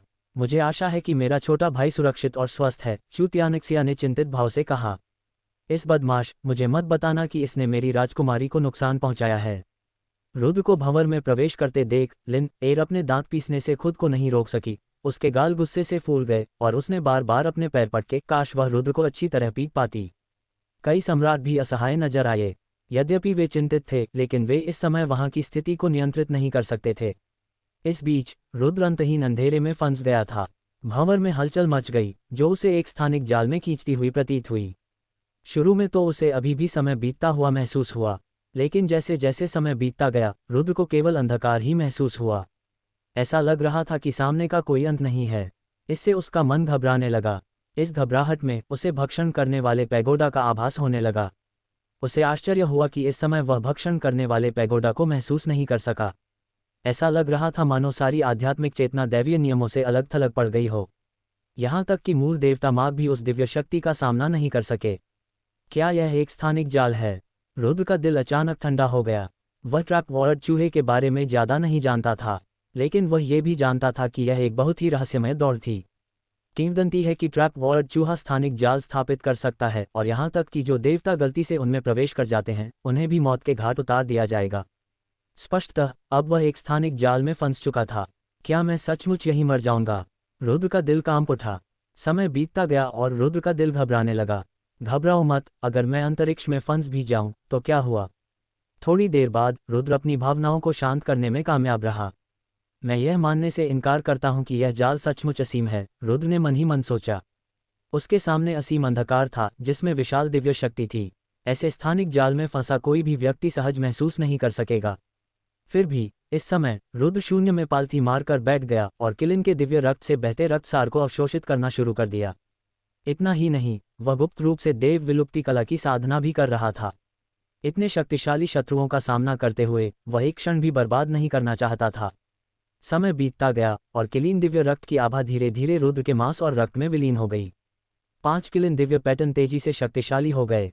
रुद्र की ताकत भी लगातार बढ़ रही थी। इस समय वह अभी भी अंधेरे में था। क्या मैं सचमुच अंतहीन अंधकार में फंस गया हूँ? रुद्र ने धीरे से कहा। इस समय वह अचानक उठ खड़ा हुआ और उसकी निगाहें चारों दिशाओं में घूम गईं। आगे अभी भी काले रंग का विशाल विस्तार था। रुद्र केवल भयानक दैवीय शक्ति को महसूस कर सकता था, लेकिन कोई रास्ता नहीं ढूंढ पा रहा था। यहाँ भी उसका मन मुक्त नहीं हो सका, अन्यथा ये निश्चित रूप से किसी अज्ञात शक्ति द्वारा निगल लिया जाएगा। बाहर अधिक से अधिक साधक शून्य जाल अराजक क्षेत्र के पास एकत्रित हो गए। अनेक महान वंशों के सम्राट प्रकट हुए। यहाँ तक कि जो प्रतिभाशाली लोग पहले किलिंग गुप्त क्षेत्र में प्रवेश कर चुके थे, वे भी अपने बुजुर्गों के पीछे इस स्थान पर आए। न्यू क्विंगटियन, बाय युनफेई, पेंग युआन, किंग जियाओ, ये सभी प्रतिभाएं मौजूद थीं। ये जानने पर कि रुद्र निषिद्ध पैटर्न में फंस गया था, कई लोगों ने हल्की सी राहत की सांस ली। कुछ लोग खुश भी हुए। पलक झपकते ही आधा महीना बीत गया। अरे, इस बदमाश ने सचमुच राजकुमारी किलिन को नहीं मारा है ना? कई प्रतिभाशाली लोग क्रोधित थे, लेकिन रुद्र के न आने के कारण वे केवल चुपचाप शाप दे सकते थे। हे, अगर वह मर गया तो अच्छा है। युवा मास्टर लॉन्गफेई भी मुस्कुराया। आकाश निगलने वाली गौरैया के साथ उसकी पुरानी दुश्मनी थी, और अब चूंकि आकाश निगलने वाली गौरैया निषिद्ध पैटर्न में फंस गई थी, इसलिए उसने उसे भविष्य में ऐसा करने से बचा लिया। ये राजकुमारी किलिन के लिए बस एक अफसोस की बात है। कई लोग राजकुमारी किलिन के लिए चिंतित थे। और इस समय एक और आधा महीना बीत गया। अनेक महान राक्षस एक के बाद एक चले जाने लगे। केवल किलिन कबीला, मयूर कबीला और आकाश निगलने वाली गौरैया कबीला ही यहाँ बचे। बार ड्रैगन वंश के बुजुर्ग चले गए, केवल कुछ राजा ही बचे। शून्य जाल। और इस समय उस अंधेरे स्थान के भीतर रुद्र गहरी सोच में था। इस समय उसे ऐसा लग रहा था जैसे वह 10 साल से अधिक समय से यहाँ फंसा हुआ है, लेकिन उसे अभी भी कोई रास्ता नहीं मिला था। अब तक वह केवल अपने हृदय का ही उपयोग कर सकता था। चूंकि यह एक स्थान है, क्या मैं स्वयं को इस स्थान में विलीन कर सकती हूँ? अचानक रुद्र को एक विचार आया। हालांकि जैसे ही उसका मन मुक्त होता, उसे दिव्य नियमों द्वारा निगल लिया जाता। लेकिन मैं इसे यिन यांग पैटर्न से महसूस कर सकता हूँ। अचानक रुद्र की आंखें चमक उठीं। यिन यांग क्यूई सभी चीज़ों का पूर्वज है और हर चीज़ को समाहित कर सकता है। रुद्र ने बहुत पहले ही इसकी पुष्टि कर दी थी। इस क्षण उसने अपने मन को यिन यांग क्यूई से ढक लिया और उसे मुक्त कर दिया। तब उसे स्पष्ट रूप से महसूस हुआ कि नियमों की शक्ति अब उसके मन को विचलित नहीं करती। ये सचमुच काम करता है। रुद्र खुश था। इसके बाद रुद्र का मन मुक्त हो गया, लगातार विस्तार कर रहा था, महसूस कर रहा था और इस दुनिया में विलीन होने की कोशिश कर रहा था। एक अज्ञात अवधि के बाद उसके मन को एक आदिम पैटर्न का आभास हुआ। उसमें से एक समृद्ध दिव्य आभा निकल रही थी। ये चूहे भगवान की आभा थी। जैसे ही उसे इसका एहसास हुआ, रुद्र को एक बड़ा खतरा महसूस हुआ। ये दिव्य पैटर्न एक भयावह स्थानिक ब्लैक होल की तरह था, जो सभी चीज़ों को निगलने में सक्षम प्रतीत होता था। करीब से देखने पर ऐसा भी लगा जैसे कोई दिव्य चूहा सामने बैठा है और सभी जीवित प्राणियों का शिकार करने के लिए तैयार है। उस भयानक आभा ने रुद्र की आत्मा को कांपने पर मजबूर कर दिया। यह मुझे पीछे नहीं हटाता, रुद्र ने सोचा। थोड़े चिंतन के बाद उन्होंने अपना मन आगे बढ़ाना जारी रखा। जैसे ही वह दिव्य पैटर्न को छूने वाला था, दिव्य पैटर्न वास्तव में सक्रिय रूप से रुद्र के दिमाग में विलीन होने लगा। फिर रुद्र का मन काफी आसानी से दिव्य पैटर्न के साथ विलीन होने लगा। एक बार जब उसका मन दिव्य पैटर्न के साथ विलीन हो गया, तो रुद्र को ऐसा लगा जैसे वह इस स्थान का एक हिस्सा बन गया हो। जहां भी उसका मन जाता, उसे असीम रूप से जटिल दिव्य पैटर्न दिखाई देते। ये दिव्य पैटर्न आपस में गुंथकर एक अज्ञात स्थान में विकसित हो रहे हैं। यद्यपि वह इन दिव्य प्रतिमानों को नियंत्रित नहीं कर सका, फिर भी उसका क्षितिज कुछ हद तक विस्तृत हो गया। क्या ये शून्य जाल दिव्य पैटर्न है? रुद्र को लगा जैसे वह एक जादुई दुनिया में आ गया है। ये दिव्य पैटर्न एक दूसरे से गुथे हुए हैं, जैसे अनगिनत स्थान आपस में जुड़ रहे हों और अंततः एक पूर्ण दिव्य पैटर्न का निर्माण कर रहे हों। जैसे ही उसके मन की एक किरण उसमें विलीन हुई, उसने इस दिव्य पैटर्न के साथ एक अकथनीय संबंध महसूस किया। इकट्ठा करो। रुद्र का मन दिव्य पैटर्न को नियंत्रित करने की कोशिश कर रहा था। भिन्न इस समय अंतरिक्ष कांप उठा और रुद्र की आंखों के सामने प्रकाश के पैटर्न चमक उठे। अंधेरा छटने लगा। अगले ही क्षण एक दिव्य आकृति चमकी और उसकी ओर उड़ी। यदि कोई ध्यान से देखे तो यह दिव्य पैटर्न चूहे की त्वचा जैसा दिखता है, तथापि ऐसा प्रतीत होता है कि यह अनगिनत रेखाओं से बुना गया है। अंततः ये दिव्य पैटर्न रुद्र की चेतना के सागर में विलीन हो गया। क्या ये शून्य जाल दिव्य पैटर्न है? जब दिव्य पैटर्न उसकी चेतना के सागर में प्रवेश किया, तो रुद्र ने एक अजीब अभिव्यक्ति दिखाई। इस क्षण उसके सामने का स्थान कंपनित हो गया और अशांत धाराएं हिल उठीं। अगले ही क्षण उसने महसूस किया कि वह धाराओं द्वारा किसी दूसरे स्थान पर पहुंच गया है। इस समय भी शून्य जाल अराजक डोमेन के बाहर राजकुमारी की आत्मा की आभा ठीक होने लगी है। लिन र का चेहरा खुशी से भरा हुआ था क्योंकि वह लगातार अपनी हड्डी की गोली को देख रही थी। इस समय अस्थि पट्टिका पर राजकुमारी किलीन की आत्मा की छाप तेजी से शक्तिशाली हो गई। ठीक हो गई, ठीक हो गई, राजकुमारी अब ठीक होगी। पास में ही किलिन कबीले के साधकों ने भी खुशी के भाव दिखाए। वहीं मयूर कबीले के सदस्यों की आंखों में भी खुशी दिखी। युवा मास्टर कोनक्यू की आत्मा के उतार चढ़ाव भी ठीक होने लगे हैं। कई राजाओं की भौहें ढीली पड़ गईं। ठीक हो गए, ये सुनकर यंग मास्टर कोंगदा ने आखिरकार राहत की सांस ली। दानव क्षेत्र में कई महान दानव जो शून्य जाल निषिद्ध पैटर्न में गिर गए थे, वे मृत्यु से बाल बाल बच गए थे और बहुत कम ही सुरक्षित रूप से वापस लौट पाए थे। अब जबकि रुद्र उन भयानक दिव्य पैटर्न में प्रवेश कर चुका था, बचने की उम्मीद और भी कम थी। अब जब उसने युवा मास्टर कोनक्यू की आभा को महसूस किया तो वह अधिक उत्साहित नहीं हो सका। निष्कर्ष निकालो। फिर उसने हाथ की मुहरें बनाई और युवा मास्टर कोनक्यू के ठिकाने का पता लगाना शुरू कर दिया। हड्डी का दर्पण प्रकाश से टिमटिमा रहा था और उसके भीतर आकृतियां चमक रही थीं। भिन्न भिन्न पर्वत श्रृंखला के बीच एक आकृति प्रकट हुई। इस युवक के प्रकट होने के कुछ समय बाद ही युवा मास्टर कोनक्यू भी प्रकट हुए। आखिरकार मैं जिंदा बाहर आ गया। आसपास के पहाड़ों को देखते हुए युवा मास्टर कोनक्यू राहत भरी मुस्कान दिखाए बिना नहीं रह सके। शून्य जाल दिव्य पैटर्न एकत्र किया गया है, इसलिए अंतरिक्ष नष्ट हो गया है। रुद्र की आंखों ने एहसास दिखाया, ये स्काई रेड पर्वत श्रृंखला है। अचानक एक राजा की आंखें चमक उठीं। चलो वहां चलें। किलिन वंश के सम्राट का दिव्य आदेश जारी हुआ। युवा मास्टर कोंगदा भी अपने कुल के लोगों के साथ शीघ्रता से भाग गए। तुरंत ही विभिन्न कुलों के सम्राट आगे बढ़ गए और अनगिनत राजा भी उनके पीछे चले गए। यह अभी भी स्काई रेड डोमेन के भीतर होना चाहिए। शून्य में फिर से प्रकट होने के बाद यंग मास्टर कोनक्यू ने चारों ओर देखा और बुदबुदाया। आखिरकार उस शापित जगह को छोड़ दिया। आकाश निगलने वाली गौरैया आकाश निगलने वाले शिवालय से बाहर निकली, अपने पंख फड़फड़ाए और बुदबुदाए। अभी जब वह निषिद्ध ढांचों में फंस गया तो उसे भी भय का अनुभव हुआ। उस विशाल स्थान और अंतहीन निषिद्ध पैटर्न ने उसे भयभीत कर दिया। हालांकि वे अभी प्रकट ही हुए थे कि उन्हें एक शक्तिशाली आभा का एहसास हुआ जो उन्हें अपनी ओर आकर्षित कर रही थी। यह शाही ताकत है। आकाश निगलने वाली गौरैया की आंखें सिकुड़ गईं, जिससे एक गंभीर भाव प्रकट हुआ। युवा मास्टर कोनक्यू ने भी उतार चढ़ाव को देखा। इतनी जल्दी? रुद्र की भौहें सिकुड़ गईं और उसने तुरंत आभा की दिशा को भांप लिया। वाह! दूरी में आग की रोशनी शून्य में टिमटिमा रही थी और एक विशाल शाही शक्ति ने रुद्र और अन्य लोगों को घेर लिया। किलिन कबीले का सम्राट कबीले के लोगों के एक समूह का नेतृत्व करते हुए तुरंत ही रुद्र की दृष्टि में प्रकट हुआ। ये किलिन वंश के लोग हैं। युवा मास्टर कोंची की पुतलियां अचानक सिकुड़ गईं। इतनी जल्दी आ गए? किलिन कबीला? रुद्र का दिमाग घूम गया और वह जल्दी से आकाश निगलने वाले शिवालय में डूब गया। इस समय उन्होंने राजकुमारी किलिन के साथ संवाद करना शुरू कर दिया। छोटे चोर, क्या तुम इस राजकुमारी को रिहा नहीं करोगे? जब रुद्र का मन शिवालय में डूब गया तो राजकुमारी किलिन ने अपने दांत पीस लिए और शाप दिया। इस समय वह 1 महीने से शिवालय में फंसी हुई थी। इस महीने तो वह लगभग पागल हो गई। प्रतिष्ठित राजकुमारी किलिन के रूप में उन्हें कभी भी ऐसा अपमान नहीं सहना पड़ा था। कैदी होने के बावजूद तुम इतने खूंखार हो। राजकुमारी किलिन का भयंकर रूप देखकर रुद्र अपनी आंखें घुमाने से खुद को नहीं रोक सका। मेरे कुल के लोग पहले से ही यहाँ हैं, तुम बच नहीं सकते। राजकुमारी किलिन ने गुस्से से कहा, अगर तुम मुझे छोड़ दोगे तो मैं तुम्हारी जान बख्श सकती हूँ, वरना खबरदार, तुम बिना दफन के मरोगी। इस समय उसने महसूस किया था कि उसकी कमर कांप रही है। हालांकि वह कमर का टोकन नहीं निकाल सकी, लेकिन वह अनुमान लगा सकती थी कि उसके कबीले के लोग अवश्य आ गए होंगे।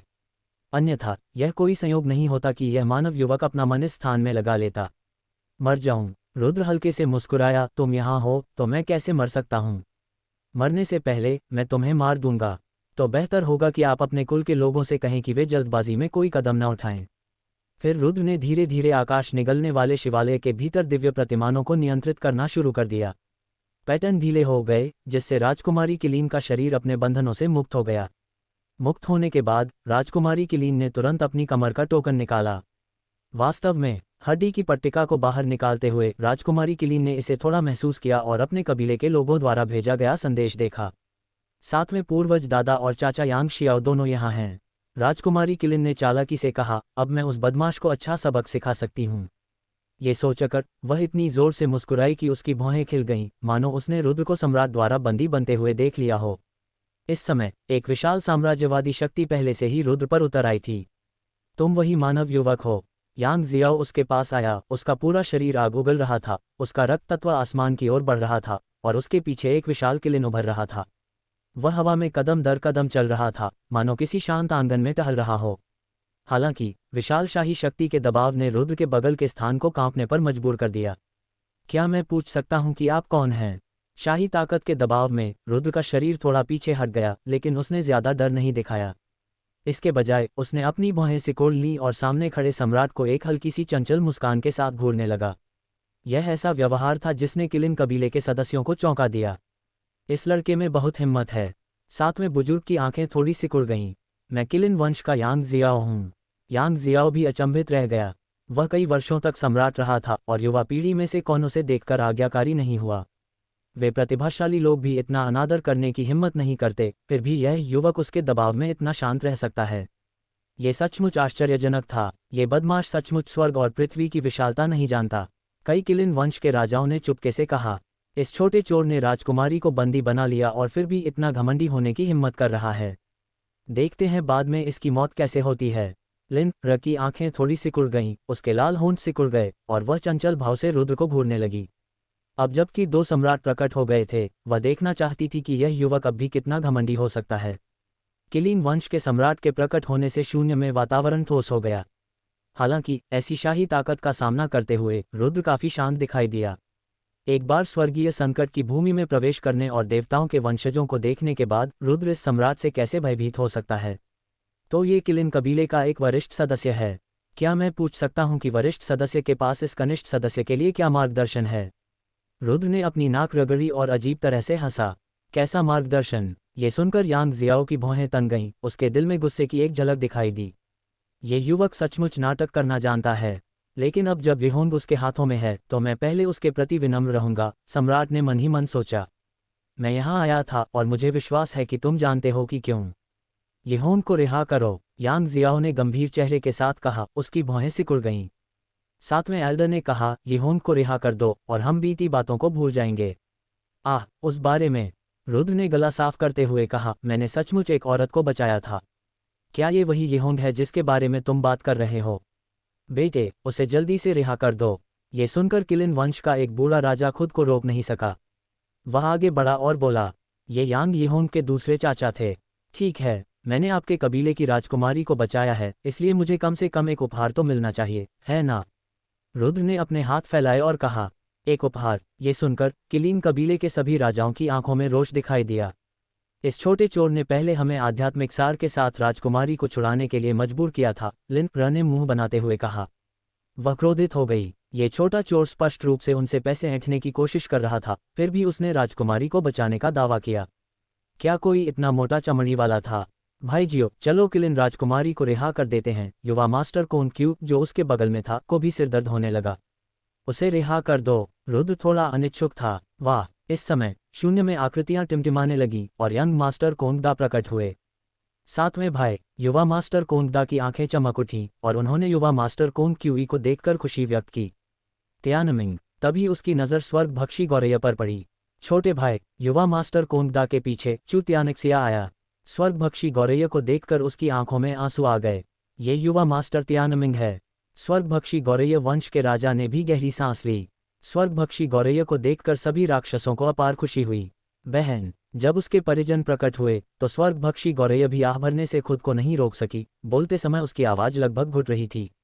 छोटे भाई, तुम आखिरकार लौट आए। चूत्यानक्सिया की आंखें पहले से ही आंसुओं से चमक रही थीं। वह हवा में उड़ती हुई स्वर्ग भक्षण करने वाली गौरैया की ओर बढ़ी। अंततः स्वर्ग भक्षक गौरैया की आकृति टिमटिमाती हुई। प्रतीत हुआ कि वह एक युवा पुरुष के रूप में परिवर्तित हो गई और चली गई। हालांकि वह युवक बिना भौतिक शरीर के अलौकिक प्रतीत हुआ। छोटे भाई चूत्यानिक्सिया ने आग से बने युवक को गले लगा लिया। उसकी आंखों से आंसू बेकाबू होकर बह रहे थे। बहन, स्वर्ग भक्षी गौरैया भी घुटकर बोली। भाई बहनों के पुनर्मिलन से उनके आसपास का तनावपूर्ण माहौल हल्का हो गया। इस बच्चे का वास्तव में स्वर्ग भक्षण करने वाली गौरैया और मयूर वंश दोनों से संबंध है। किलिन वंश के सभी राजाओं के चेहरे पर गंभीर भाव थे। एक बूढ़े राजा ने सातवें बुजुर्ग से कहा, हमें उस किलिन दिव्य महल को हर हाल में गिराना ही होगा। लेकिन वर्तमान स्थिति अच्छी नहीं है। किसी और ने भौहें चढ़ाईं। सभी को चिंता करने की कोई आवश्यकता नहीं है। सातवें बुजुर्ग ने अपनी आंखें सिकोड़ लीं, उनकी आंखों में ठंडक की एक चमक चमक रही थी। एक क्षण बाद च्यूत्यानक्सिया और स्वर्गभक्षी गौरैया अलग हो गए। युवा मास्टर कोंगडा की आंखें चमक उठीं और उन्हें मोटे तौर पर समझ आ गया कि क्या हुआ था। युवा मास्टर जियो, क्या मैं पूछ सकता हूं कि क्या आप किलिन राजकुमारी को रिहा कर सकते हैं? युवा मास्टर कोंगडा की आंखें सिकुड़ गईं और वह मुस्कुराए। यहां तक कि उन्हें भी यह मामला पेचीदा लगा। ये भी संभव है, रुद्र ने अपने हाथ फैलाए और कहा, हालांकि मुझे डर है कि किलिन कबीला बाद में मुसीबत की तलाश में आ सकता है। हाँ, ये ठीक है, युवा मास्टर कोंगडा दिल खोलकर हंसे। हाँ, अंकल यांग, ये यंग मास्टर जियाओ मेरे सातवें भाई का दोस्त है। जहां तक उसके और राजकुमारी यीहोंग के बीच की बात है, तो वह जरूर एक गलतफहमी रही होगी। मुझे लगता है कि अंकल इन छोटे मोटे झगड़ों पर ज्यादा ध्यान नहीं देंगे, है ना? यंग मास्टर कोंगडा ने किलिन वंश के सम्राट की ओर मुट्ठियां बांधते हुए कहा। हे, हम स्वाभाविक रूप से जूनियर्स के बीच के विवादों में हस्तक्षेप नहीं करेंगे, यांग जियाओ ने अजीब तरह से हंसते हुए कहा, फिर एक हड्डी की अंगूठी निकाली और कहा, यह मेरी प्रशंसा का एक छोटा सा प्रतीक है। जैसे ही उसके शब्द निकले, हड्डी की अंगूठी रुद्र की ओर तैर गई। रुद्र ने अपना हाथ बढ़ाया और हड्डी की अंगूठी ले ली। जैसे ही उसकी चेतना ने इसे महसूस किया, स्वर्ग और पृथ्वी से महत्वपूर्ण ऊर्जा का एक समृद्ध प्रवाह उसके ऊपर छा गया। यहाँ बहुत सारी आध्यात्मिक जड़ी बूटियां हैं। रुद्र के होठों पर मुस्कान आ गई। तुम्हारा गला घुट जाए, लिन, ने दांत पीसते हुए गाली दी। इस समय वह बेहद घबराई हुई थी। हालांकि दोनों सम्राटों के चेहरे पर शांति थी। जब तक राजकुमारी सुरक्षित थी, कुछ औषधीय जड़ी बूटियों से क्या फर्क पड़ता था। चूंकि सीनियर का यही इरादा है, तो मैं राजकुमारी को रिहा कर दूंगा। रुद्र हल्के से मुस्कुराया और उसके सामने प्रकाश की एक चमक दिखाई दी। किलिन राजकुमारी स्वर्ग भक्षण शिवालय के भीतर से प्रकट हुई। इस दुनिया में प्रकट होते ही किलिन राजकुमारी से एक ज्वाला फूट पड़ी और तुरंत ही उसके शरीर पर एक ज्वलंत लाल लंबी पोशाक लिपट गई। उसके चारों ओर अग्नि का प्रकाश घूम रहा था, जिससे उसका असली चेहरा साफ साफ देखना नामुमकिन था। दूर से वह मानो अग्निदेवी नश्वर संसार में उतर रही हो। चाचा यांग जियाओ, सातवें पूर्वज। अपने कुल के लोगों को देखकर किलिन राजकुमारी की आंखों में एक अन्यायपूर्ण भाव भर आया। आमतौर पर घमंडी रहने वाली यह राजकुमारी इस समय एक छोटे बच्चे की तरह दोनों सम्राटों की ओर बढ़ती हुई दिखाई दे रही थी। हे, यीहोंग, सातवें एल्डा हल्के से मुस्कुराए। वह इस जूनियर के प्रति काफी स्नेही थे। सातवें दादा, उस छोटे चोर ने हांगा को 1 महीने से ज्यादा समय तक दबाए रखा। आपको उसे अच्छा सबक सिखाना होगा।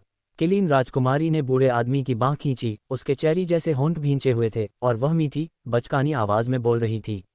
उसी समय उसने अपनी खूबसूरत आंखें झपकाईं और रुद्र को गुस्से से घूरने लगी। उसकी आंखों में हत्या का इरादा स्पष्ट नहीं था। हे, सातवें बुजुर्ग ने अजीब तरह से हंसते हुए कहा, और जब उसने रुद्र को देखा तो उसकी आंखों में एक अजीब सी रोशनी चमक उठी। फुफ। इस समय सम्राट समय समय पर पास में दिखाई देते थे, जैसे नीला आकाश श्वेत वानर वंश और 1000 पंख वाला दिव्य पेंग वंश। यहाँ कई सम्राट आए, कुछ राजाओं ने भी इसका अनुसरण किया। वह किलिन राजकुमारी है। इस बच्चे ने सचमुच किलिन राजकुमारी को पकड़ लिया। किलिन राजकुमारी को देखकर कई युवाओं की आंखों में आश्चर्य झलक रहा था। यह आदमी सचमुच दुस्साहसी है, जो किलिन राजकुमारी को भी अपवित्र करने की हिम्मत कर रहा है। कुछ युवा भी ठंडे स्वर में बोले, उनके चेहरे आक्रोश से भरे हुए थे। युवा मास्टर लॉन्ग फेई उनमें से एक थे। किलिन राजकुमारी दानव क्षेत्र की 3 स्वर्गीय युवतियों में से एक थी, जो दानव क्षेत्र में कई युवा प्रतिभाओं के लिए खोज का विषय थी। ऐसी आकृति को वे आमतौर पर देवी की तरह पूजते थे, उसकी देखभाल करते थे और उसका आदर करते थे। भला कौन उसे इस तरह दबाने की हिम्मत कर सकता था? ये बच्चा बहुत घमंडी है। 1000 पंखों वाले दिव्य पेंग कबीले के किंग जियाओ ने ठंडे स्वर में उपहास किया। मौत की तलाश में। पेंग युआन की आंखों में भी ठंडक दिखी। मुझे आश्चर्य है कि क्या ये किलिन राजकुमारी इसे जाने देगी। भाई यूफेई ने भी मनोरंजन का भाव दिखाया। न्यू किंगटियन दूर से चुपचाप देख रहा था। जब विभिन्न कुलों के महान राक्षस आए, तो किलिन कुल के बुजुर्गों के हाव भाव स्पष्ट रूप से उतार चढ़ाव भरे थे। यहाँ तक कि यांग जियाओ ने भी थोड़ा सा भौहें चढ़ाईं। वे यहाँ केवल किलिन राजकुमारी के लिए ही नहीं आए थे, लेकिन किलिन दिव्य महल के लिए भी। हालांकि अब इतने सारे सम्राट यहाँ एकत्र हो गए हैं, तो उनका दबाव 2 गुना हो गया है। और ये युवक यंग मास्टर पीकॉक के साथ था। अगर वे जबरदस्ती हमला करते, तो यंग मास्टर पीकॉक बिल्कुल भी चुप नहीं रहते। युवा मास्टर मयूर तो बस जूनियर था, जिसकी बूढ़े सम्राट को परवाह नहीं थी। हालांकि उन्हें इस बात की चिंता थी कि चौथे मास्टर कांग भी इस मामले पर ध्यान दे रहे थे। यदि ऐसा होता तो एक बार बड़ा युद्ध छिड़ जाने पर स्थिति को नियंत्रित करना कठिन हो जाता। हालांकि सातवें बुजुर्ग का चेहरा शांत था, ऐसा लग रहा था जैसे सब कुछ उनके नियंत्रण में है। किलिन राजकुमारी को सौंपे जाने के बाद युवा मास्टर कोंगदा ने अजीब तरह से हंसते हुए अपनी मुठ्ठियां भींच लीं और कहा, ऐसी स्थिति में हमें पहले विदा लेनी चाहिए। इतने सारे सम्राटों को यहाँ एकत्रित देखकर युवा मास्टर कोंगदा को भी लगा कि स्थिति कुछ प्रतिकूल थी, इसलिए उसने तुरंत इस जगह को छोड़ने की योजना बनाई। युवा मास्टर मयूर को जाने की तैयारी करते देख कई महान राक्षस बेचैन हो उठे। यहाँ तक कि सम्राटों के मुंह के कोनों पर भी सूक्ष्म भयावह मुस्कान उभर आई। हालांकि किसी ने भी जल्दबाजी में काम नहीं किया, ऐसा लग रहा था जैसे वे किसी चीज का इंतजार कर रहे हों। हे भतीजे कान, कृपया रुकें। अचानक किलिन कबीले के यांग जियाओ की आंखें सिकुड़ गईं और वह हंस पड़ा। ओह! यांग जियाओ को बोलते देख यंग मास्टर कोंगदा की आंखें अचानक ठंडी हो गईं और उन्होंने कहा, क्या मैं पूछ सकता हूं कि अंकल यांग की क्या सलाह है? हे मैं सलाह देने की हिम्मत नहीं कर सकता, यांग जियाओ ने हंसते हुए कहा, फिर अपनी आंखें सिकोड़ लीं। रुद्र को घूरते हुए कहा, हम इस युवक द्वारा येहोंग को दबाने के बारे में जो कुछ हुआ उसे भूल सकते हैं, लेकिन उसने येहोंग का किलिन दिव्य महल भी छीन लिया और चाचा के पास स्पष्टीकरण मांगने के अलावा कोई विकल्प नहीं है। क्या ये बूढ़ा शैतान आखिरकार बोल पड़ा? ये सुनकर रुद्र की आंखों में एक ठंडी रोशनी चमक उठी। उन्होंने बहुत पहले ही इसकी आशंका जताई थी, क्योंकि उन्हें पता था कि अगर उन्होंने किलिन राजकुमारी को रिहा कर दिया तो ये लोग पुल पार करने के बाद उसे जला देंगे। हालांकि स्थिति जैसी थी, रुद्र के पास अनुपालन के अलावा कोई विकल्प नहीं था। कम से कम उसके पास अभी भी कुछ आध्यात्मिक जड़ी बूटियां थीं। मैं देखना चाहता हूं कि कितने लोग आगे बढ़ेंगे। रुद्र के होंठों पर एक ठंडी मुस्कान आ गई। अंकल यांग, क्या आपकी बातें थोड़ी बेतुकी नहीं हैं? ये सुनकर युवा मास्टर कोंगक्यू की आंखें ठंडी पड़ गईं। उन्होंने आगे बढ़कर न तो आज्ञाकारी भाव से और न ही अहंकार से कहा, यह किलिन दिव्य महल देवताओं का अवशेष है, यह उन्हीं को मिलता है जिनके भाग्य में ये लिखा होता है। यह ऐसा कैसे हो गया कि भाई जियाओ ने इसे जबरदस्ती ले लिया? बिल्कुल, हमने व्यक्तिगत रूप से उस छोटे जानवर को किलिन दिव्य महल प्राप्त करते हुए देखा था, आसपास के मयूर कबीले के सदस्यों ने कहा। वे किलिन कबीले के शब्दों से काफी नाखुश थे। अगर यह छोटा चोर राजकुमारी को नहीं दबा रहा होता तो ये किलिन दिव्य महल निश्चित रूप से राजकुमारी की जेब में होता। लिन र ने हालांकि ठंडे स्वर में कहा, क्या मैं पूछ सकता हूँ, इस दुनिया में इस किलिन दिव्य महल की विरासत के लिए मेरे किलिन कबीले से ज्यादा कितने लोग उपयुक्त हो सकते हैं? बिल्कुल, लिन र के बोलने के बाद कोई दूर से उड़ता हुआ आया। ये 1000 पंख वाले दिव्य पेंग वंश का किंग जियाओ था। अगर रुद्र ने किलिन राजकुमारी को दबाया न होता तो उस छोटे जानवर को यह अवसर कैसे मिलता? ये व्यक्ति नीच और बेशर्म है, इसे फांसी की सजा मिलनी चाहिए। उनके बगल में पेंग युआन, लॉन्ग फेई और अन्य लोग भी उड़कर आए। उनके साथ उनके अपने अपने कुलों के राजा भी थे। यद्यपि कोई सम्राट प्रकट नहीं हुआ, हालांकि उनके आत्मविश्वास भरे व्यवहार को देखते हुए ये स्पष्ट था कि सम्राट पास में ही छिपे हुए थे, जो किसी भी समय परेशानी खड़ी करने के लिए तैयार थे। एक पत्थर से 1000 लहरें उठती हैं। कुछ ही देर में विभिन्न कुलों के युवा बोलने लगे। भले ही ये लोग किलिन दिव्य खंडहर में गए हों या नहीं, वे सभी रुद्र की निंदा कर रहे थे। ये आवाजें तेज होती गईं, इतनी तेज कि मयूर परिवार के चेहरे गंभीर हो गए। निषिद्ध भूमि में प्रवेश करना मूलतः अपनी क्षमताओं के माध्यम से उत्तराधिकार प्राप्त करने के बारे में था, लेकिन अब ये लोग वास्तव में रुद्र की निंदा कर रहे थे क्योंकि एक छोटे जानवर ने दिव्य महल प्राप्त किया था। इस तरह के कार्यों से राक्षसों के इरादे स्पष्ट रूप से प्रकट हो गए।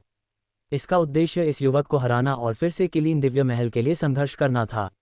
अब ये कनिष्ठ लोग यहाँ उत्पात मचा रहे थे, जबकि उनके पुराने सम्राट अंधेरे में छिपे हुए थे। जैसे ही वे आवाजें सभी दिशाओं में गूंजने लगीं, यंग मास्टर कोंगदा की आंखों में एक ठंडी रोशनी टिमटिमाने लगी। सब लोग, दिव्य खंडहर उन्हीं के लिए होते हैं जिन्हें उन्हें पाना नसीब होता है। तुम्हारी बेतुकी मांगें शायद कुछ ज्यादा ही हैं, है ना? उसने अपनी नजरें चारों तरफ घुमाईं और हर शब्द साफ साफ बोला। उसके शब्द बिजली की तरह थे, आकाश को हिला रहे थे और उनके साथ एक शक्तिशाली साम्राज्यवादी शक्ति फैल रही थी। इन पर्वतों में अनेक महान दानव कुल एकत्रित हुए और उनमें अनेक सम्राट भी थे। सोना खाने वाले चूहे कबीले के सम्राट की तरह, जैसे नीला आकाश श्वेत वानर, आकाश चलने वाला दिव्य बैल और 1000 पंखों वाला दिव्य पेंग। जहां तक राजाओं की बात है, वे अनगिनत थे। इस समय विभिन्न कुलों के लोग रुद्र पर हमला कर रहे थे। इस कारण युवा मास्टर मयूर क्रोधित हो गए और उनकी विशाल शाही शक्ति हिल गई, जिससे कई राजा भय से कांपने लगे। हे युवा गुरु कांग, आपके शब्द गलत हैं। इस समय आकाश चलने वाले दिव्य बैल वंश के सम्राट हंसे। अगर इस मानव युवक ने राजकुमारी किलिन का दमन नहीं किया होता तो उसे किलिन दिव्य महल प्राप्त करने का अवसर कैसे मिलता? मुझे लगता है कि उसने सफल होने के लिए जरूर कोई घृणित तरीका अपनाया होगा, वरना किलिन निषिद्ध भूमि में राजकुमारी किलिन का मुकाबला कौन कर सकता था? सम्राट ने व्यंग्यात्मक मुस्कान दी, लेकिन उसके शब्दों से हंगामा मच गया। बहुत से लोग, ये जानते हुए कि एक सम्राट आगे आने वाला है, अब युवा मास्टर कान के प्रतिरोध से नहीं डरते थे। ये सही है, ऐसे व्यक्ति को फांसी दे देनी चाहिए। जो हमारी जाति के नहीं हैं, उनके हृदय निश्चित रूप से भिन्न होंगे, उन्हें फांसी दे दी जानी चाहिए। उसे फांसी दो। एक क्षण में पूरा शून्य उसे फांसी दो शब्दों से गूंज उठा। उसे फांसी दो, ये शब्द बिजली की गड़गड़ाहट की तरह थे, जो लोगों की आत्माओं को हिला रहे थे। इस समय मयूर वंश की युवा पीढ़ी, जिसकी खेती अभी भी कमजोर थी, भय से पीली पड़ गई। मानली की आंखें भय से भर गईं। इस समय सम्राट दबाव डाल रहे थे और राजा गूंज रहे थे। उनकी विशाल शक्ति उस क्षेत्र को पूरी तरह से अपने घेरे में ले रही थी जहां वे स्थित थे। ऐसी शक्ति का सामना करते हुए राजाओं की तो बात ही क्या, सम्राटों को भी ठंड का एहसास होगा। बड़े भाई, मुझे डर है कि ये लोग आसानी से हार नहीं मानेंगे। युवा मास्टर कोनक्यू ने भौहें चढ़ाईं। अपनी असाधारण प्रतिभा के बावजूद वह इस मुश्किल में खुद को बिल्कुल शक्तिहीन महसूस कर रहा था, क्योंकि दानवों के साम्राज्य के कई महान कुल सम्राट यहाँ इकट्ठा हुए थे। ऐसी स्थिति का सामना करने पर सम्राट के लिए भी नियंत्रण पाना कठिन हो जाता। तो क्या हुआ अगर वे हार नहीं मानते? युवा मास्टर कोंगदा ने ठंडे स्वर में कहा, क्या हम उन्हें यूं ही उग्रता से कार्य करने देंगे? ये सही है, युवा मास्टर कोनक्यू ने सिर हिलाते हुए कहा, हमारा मयूर कबीला कभी किसी से डरता है।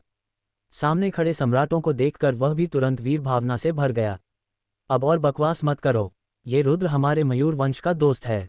जो कोई भी उसे छूने की हिम्मत करता है, वह हमारे मयूर वंश का दुश्मन है। हालांकि मैं प्रतिभाशाली नहीं हूं, फिर भी मुझ में कुछ जुनून है। जो कोई भी लड़ना चाहता है वह आ जाए। युवा मास्टर कोंगदा की आंखें सिकुड़ गईं और उन्होंने तुरंत एक कदम आगे बढ़ाया।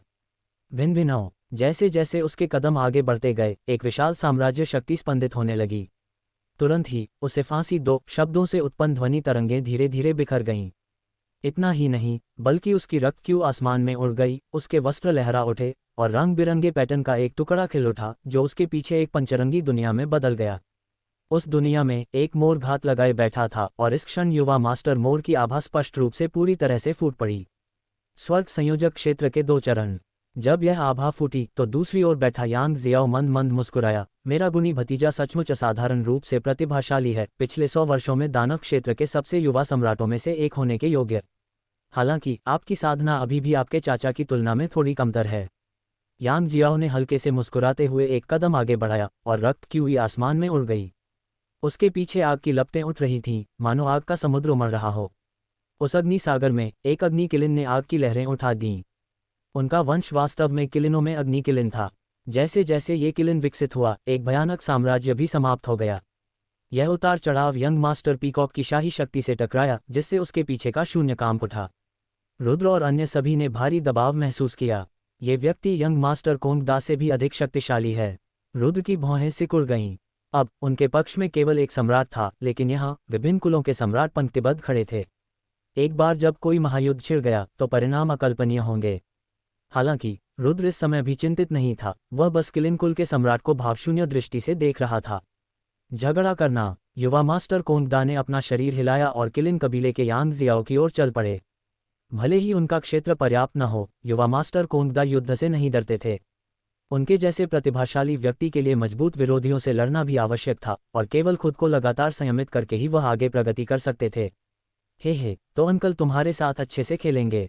यांग जियाओ जोर से हंसा और उसका बड़ा हाथ यंग मास्टर कोंगदा पर वार करने के लिए बढ़ा। जैसे ही उसकी हथेली उसके पास से गुजरी, आग की रोशनी फैल गई और भयानक शक्ति कांप उठी, मानो कोई पवित्र जानवर उतर आया हो। युवा मास्टर कोंगदा ने अपने हाथ हिलाए और उनके मोर के दिव्य पंख तेज ब्लेड की तरह फैल गए, जो सामने की ओर किलिन भुजा की ओर क्षैतिज रूप से काट रहे थे। टकराना। तुरंत ही दोनों सम्राटों के बीच भयंकर युद्ध हुआ और वे हिंसक टकराव में उलझ गए। युवा मास्टर पीकॉक असाधारण थे, लेकिन उन्हें थोड़ी सी भी बढ़त हासिल नहीं हो सकी। यांग जियाओ उम्र में बड़ा था और स्वर्ग संबंधी क्षेत्र के 4थे चरण तक पहुंच चुका था। हालांकि उसकी प्रतिभा युवा मास्टर कोंगदा जितनी अच्छी नहीं थी, फिर भी उसकी युद्ध शक्ति अद्भुत थी। हालांकि उसने अपनी पूरी शक्ति नहीं लगाई, बस अपनी शक्ति को एक हद तक दबा रखा था, मानो उसका लक्ष्य केवल युवा मास्टर कोंगदा को रोकना था। सामने का युद्ध बहुत ही भयानक था तथा भयंकर भूकंप के झटके इतने थे कि कई राजा उसके पास जाने की हिम्मत नहीं जुटा पाए। रुद्र और अन्य लोग 1000 मील दूर चले गए। युद्ध में दोनों सम्राटों को देखकर मानली का चेहरा चिंता से भर गया। चिंता मत करो। हालांकि रुद्र ने लड़की का जैद हाथ पकड़ लिया और शांति से मुस्कुराया। रुद्र के शांत और संयमित व्यवहार को देखकर मानली का घबराया हुआ दिल आखिरकार शांत हो गया। सातवें पूर्वज, हांगा के लिए उस छोटे चोर को जल्दी से पकड़ लो। युवा मास्टर कोंगदा को उलझते हुए देखकर राजकुमारी किलिन के होठों पर एक दुष्ट मुस्कान आ गई और फिर उसने बूढ़े व्यक्ति से विनती की, हे चिंता मत करो, मेरे किलिन कबीले की राजकुमारी को 1 महीने तक बिना किसी कारण के कैसे दबाया जा सकता है। सातवें बुजुर्ग ने व्यंग्यात्मक मुस्कान दी।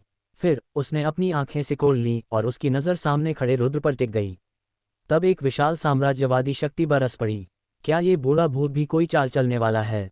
जब यह शाही शक्ति बरसी तो रुद्र के होठों पर एक ठंडी मुस्कान आ गई।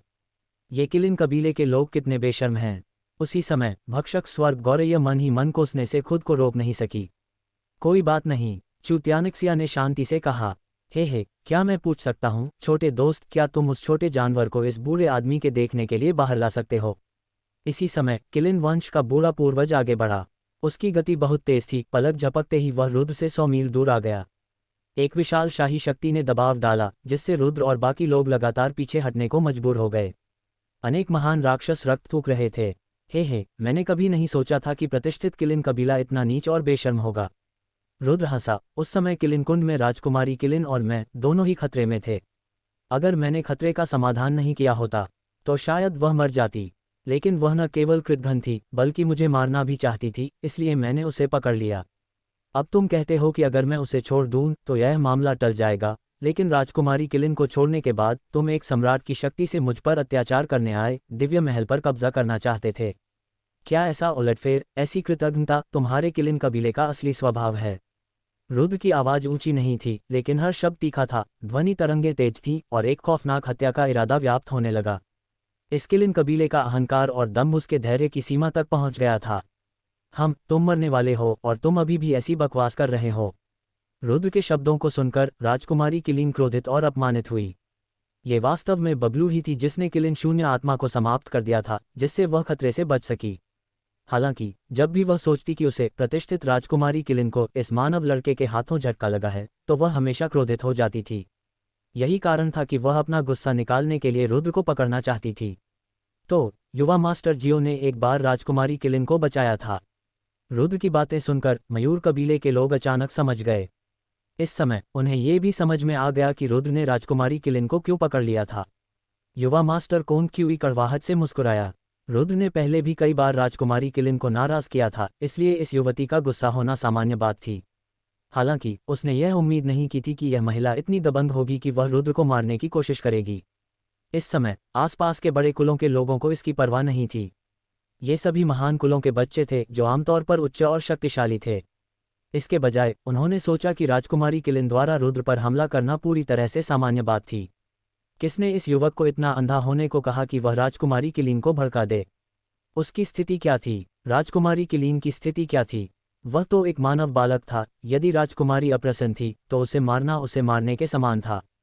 इसलिए कोई भी रुद्र के लिए खड़ा नहीं हुआ। इसके बजाय इन लोगों की इच्छा थी कि वे इस युवक को तुरंत पकड़ सकें। रुद्र इस सब के बारे में बहुत शांत था। उसने बस सहजता से बताया कि क्या हुआ था। उसने कभी किसी परिणाम के बारे में नहीं सोचा था। छोटे दोस्त, तुम बहुत गंभीरता से बात कर रहे हो। ये बूढ़ा आदमी बस उस छोटे जानवर को देखना चाहता है। शायद ये भी मेरे किलिन वंश का वंशज है। किलिन वंश के बूढ़े पूर्वज ने व्यंग्यात्मक मुस्कान के साथ कहा, अगर यह किलिन वंश का वंशज है तो हम एक परिवार हैं। क्या होगा अगर मैं इसे नहीं सौंपता? रुद्र ने एक भान उठाए। उसकी निगाहें तेज थीं। वह सामने बूढ़े सम्राट को घूर रहा था। अगर आप इसे नहीं सौंपते तो क्या होता? ये सुनकर बूढ़े सम्राट के चेहरे की मुस्कान धीरे धीरे फीकी पड़ गई और उसकी जगह एक गंभीरता छा गई। उनके मुंह से एक भयंकर शाही भाव फूट पड़ा, अगर आप इसे नहीं सौंपते तो इस बूढ़े को अशिष्टता का दोष मत दो। एक विशाल साम्राज्य हिल उठा, मानो ऊंची लहरें बह रही हों।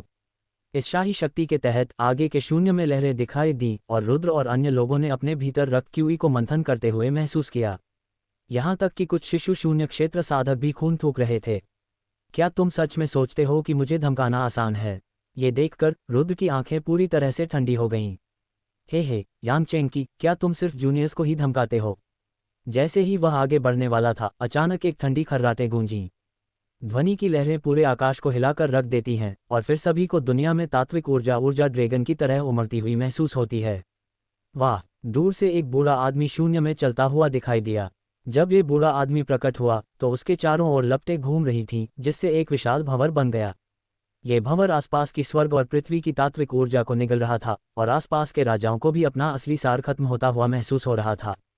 ये स्वर्गीय गौरय वंश का एक सम्राट है। जब उस विचित्र भक्षणकारी शक्ति को आकर्षित किया गया तो कई हजार मील के दायरे में रहने वाले सभी राजाओं ने गंभीर भाव प्रकट किए, और फिर राक्षस जल्दी से पीछे हट गए, उस क्षेत्र में जल्दबाजी में रुकने का साहस नहीं कर पाए। अन्यथा ऐसी भयानक दिव्य क्षमताओं के तहत उनकी साधना भी नष्ट हो सकती है। क्या ये चाचा पूर्वज हैं?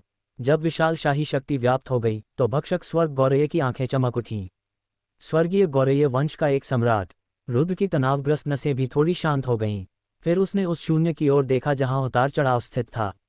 स्विश! जैसे ही वह भयानक विनाशकारी शक्ति आकाश और पृथ्वी पर छा गई, उस शून्य से एक विशाल पंजा नीचे की ओर आता हुआ दिखाई दिया। यह विशाल पंजा सीधे किलिन वंश के बूढ़े सम्राट पर जा गिरा। उसी समय पीछे एक रंगीन रोशनी खिल उठी, जिसने रुद्र, युवा मास्टर कोनक्यू और अन्य लोगों को अपनी ओर खींच लिया। रंगीन रोशनी की एक चमक ने तुरंत रुद्र और मयूर कबीले को दूर उड़ा दिया। इसके साथ ही पुराने किलीन सम्राट का दबाव अचानक गायब हो गया। धमाका! जैसे ही उनके शरीर बह गए, आकाश और पृथ्वी के उस हिस्से में एक जोरदार धमाका गूंज उठा। ये स्वर्गीय गौरय के पुराने पूर्वज और किलिन कबीले के 7वें पूर्वज थे जो एक भयंकर टकराव में उलझे हुए थे। जब झटके समाप्त हो गए तो एक बड़ा हाथ वापस खींच लिया गया। इस समय रुद्र और अन्य लोग उस शाही शक्ति के आघात से उबर रहे थे जिसे उन्होंने अभी अभी अनुभव किया था। फिर सबकी नज़र अपने आसपास के माहौल पर पड़ी। उनके बगल में 3 बुजुर्ग खड़े थे। जो व्यक्ति अभी अभी आगे बढ़ा था वह एक वृद्ध व्यक्ति था जो अग्नि में वस्त्र पहने हुए था और थोड़ा दुबला पतला था। हालांकि इस बूढ़े व्यक्ति से निकलने वाली आभा अत्यंत स्पष्ट थी, जो एक गहन और अथाह अनुभूति दे रही थी। एक अन्य बुजुर्ग मध्यम आयु वर्ग के प्रतीत हुए, जिनकी युवा मास्टर कोनक्यू से कुछ समानता थी। एक विशाल शाही शक्ति उसके शरीर में व्याप्त थी, एक आभा थी मानो कोई पवित्र पशु, एक अजगर बाघ उसके भीतर सुप्त अवस्था में पड़ा हो। ये व्यक्ति स्वाभाविक रूप से मयूर वंश का कोनसीए था। उनके अलावा वहाँ एक आदमी भी था जिसके बाल आग जैसे लाल थे। इस आदमी का चेहरा दुबला पतला था और उसकी भौहों में तीखापन था। हालांकि उसकी आंखें पानी की तरह गहरी थीं, जो एक अस्पष्ट छाप छोड़ रही थीं। फिर भी उनकी आभा केवल अर्ध स्वर्ग पहुंच क्षेत्र में थी। इन बुजुर्गों को देखकर युवा मास्टर कोनक्यू और अन्य लोगों की आंखें खुशी से चमक उठीं। पिताजी! युवा मास्टर कोनक्यू ने उस मध्यम आयु वर्ग के व्यक्ति को प्रणाम किया जिसका शरीर रंगीन रोशनी से झिलमिला रहा था। कोनसीए ने थोड़ा सिर हिलाया। कोनशुन चाचा, महान चाचा को नमस्कार। फिर युवा मास्टर कोनक्यू ने अपने बगल में खड़े 2 बुजुर्गों की ओर अपनी मुट्ठियां बांध लीं। हा, कई साल हो गए छोटी जुजी, तुम और भी मजबूत हो गई हो। बूढ़ा आदमी हल्का सा मुस्कुराया, उसके चेहरे पर एक स्नेहपूर्ण भाव था जब उसने कोनशुन को देखा। औपचारिकता की कोई ज़रूरत नहीं है। उसके बगल में खड़े तीखे भौहों वाले अधेड़ उम्र के आदमी ने भी हाथ हिलाया। तभी उसकी नज़र स्वर्ग की भक्षक गौरय पर पड़ी, जो एक पक्षी में बदल गई थी। न केवल वह, बल्कि कोनसीए की भी नज़र इस जूनियर पर टिकी थी। पिता, चाचा पूर्वज, चौथे चाचा। जैसे ही बुजुर्गों की निगाहें उस पर पड़ीं, स्वर्गीय गौरय की आंखों में आंसू भर आए, और फिर वह एक धुंधली अग्नि में आकृति में बदल गई, जो प्रत्येक बुजुर्ग को प्रणाम कर रही थी। इस कनिष्ठ को देखकर, जिसका शरीर अलौकिक था और जिसका भौतिक रूप लुप्त हो चुका था, बुजुर्ग भावुक होकर आह भरने से खुद को नहीं रोक सके। फादर चू की आंखें चमक उठीं और उनकी आमतौर पर तीखी आंखों में सौम्यता और उदारता का भाव दिखाई दिया। फादर चू काफी देर तक चुप रहे, जिससे आसपास का माहौल थोड़ा अजीब हो गया। हालांकि बड़ों की नज़रों से हर कोई उस रक्त संबंध की उपस्थिति महसूस कर सकता था। हा, त्यानमिंग, बरसों हो गए, तुम्हारे चौथे चाचा तुम्हें बहुत याद करते रहे हैं। ये देखकर कोनसीए हंस पड़ा। उसने ध्यान से स्वर्गीय गौरय के आभामंडल का निरीक्षण किया, और यह महसूस करते हुए कि उसका भौतिक शरीर तो चला गया था, लेकिन उसकी आत्मा अविश्वसनीय रूप से शक्तिशाली थी, उसने थोड़ा सा सिर हिलाया। एक सम्राट होने के नाते वह स्वाभाविक रूप से जानते थे कि केवल आत्मा शरीर के साथ इस स्तर तक पहुंचना कितना कठिन था। तुम्हें बाहर बहुत तकलीफ हुई होगी, है ना? गहरी सांस लेने के बाद फादर चू आखिरकार बोले। शब्द सरल थे, लेकिन उनके स्वर से अभी भी चिंता महसूस की जा सकती थी। कड़वा नहीं। अपने पिता की बात सुनकर स्वर्गीय गौरय का गला भर आया और उसने कहा, बात बस इतनी है कि आपका बच्चा अयोग्य है। मैं न केवल सर्वोच्च उत्तराधिकार प्राप्त करने में असफल रहा, बल्कि मैंने अपना भौतिक शरीर भी खो दिया, जिससे मेरी साधना पिछड़ गई। भविष्य में मुझे डर है कि पिताजी का नाम रोशन करना मुश्किल होगा। हालांकि स्वर्गीय गौरय हमेशा से ही घमंडी रही थी, लेकिन वह अपने दिल में अच्छी तरह जानती थी कि अब जब उसने अपना भौतिक शरीर खो दिया है, तो अपने चचेरे भाई से मुकाबला करना और भी मुश्किल हो जाएगा। इसलिए जब उसने यह बात बताई तो वह बेहद असहाय और बेहद कड़वा महसूस कर रही थी। कोई बात नहीं, फादर चू ने हाथ हिलाया और कहा, अस्थायी जीत या हार का जिक्र करने लायक क्या है? और हाँ, किसी व्यक्ति की क्षमता उसकी अस्थायी ताकत से नहीं, बल्कि जीवन के प्रति उसके नज़रिए से आंकी जाती है। जब आप निराशा के दौर से गुजर रहे हों तो पतनशील मत बनो, जब आप शिखर पर हों तो अहंकारी मत बनो। वंश और प्रतिभा ही सब कुछ तय नहीं करते। उपलब्धि का निर्धारण व्यक्ति के मन की विशालता से होता है। अगर दिल बड़ा है तो दुनिया भी स्वाभाविक रूप से बड़ी होगी। हाँ, स्वर्गीय गौरैया ने अपना सिर नीचे किया और कहा, आपका बच्चा समझता है, मैं खुद को नहीं छोड़ूंगा। ये बहुत अच्छा है। फादर चू ने थोड़ा सिर हिलाया। त्यानमिंग, चिंता करने की कोई ज़रूरत नहीं है। अगर तुमने अपना भौतिक शरीर खो भी दिया है तो इसका मतलब यह नहीं कि पुनर्जन्म की कोई संभावना नहीं है। जब तक तुम्हारी इच्छा शक्ति है, तुम्हें अंततः शिखर तक पहुंचने का अवसर मिलेगा। पूर्वज अब भी तुम्हारे बारे में बहुत अच्छा सोचते हैं। स्वर्गीय गौरैया वंश के पुराने पूर्वज भी मुस्कुराए और प्रोत्साहित किया। कई साल पहले वह इस जिद्दी जूनियर से बहुत प्यार करता था। यही कारण था कि उन्होंने इस जूनियर को कबीले के नेता के उम्मीदवारों में से एक बनने के लिए समर्थन दिया। उन्हें स्वर्गीय गौरैया का लचीलापन पसंद आया। स्वर्गीय गौरैया ने पूर्वज को गहराई से प्रणाम करते हुए सिर हिलाया। चाचा पूर्वज, निश्चिंत रहें, त्यानमिंग निश्चित रूप से खुद को नहीं छोड़ेगा। इन बुजुर्गों की देखभाल प्राप्त करने के बाद स्वर्गीय गौरैया अचानक प्रेरणा से भर गई। मुझे अपने भौतिक शरीर का पुनर्निर्माण करना होगा।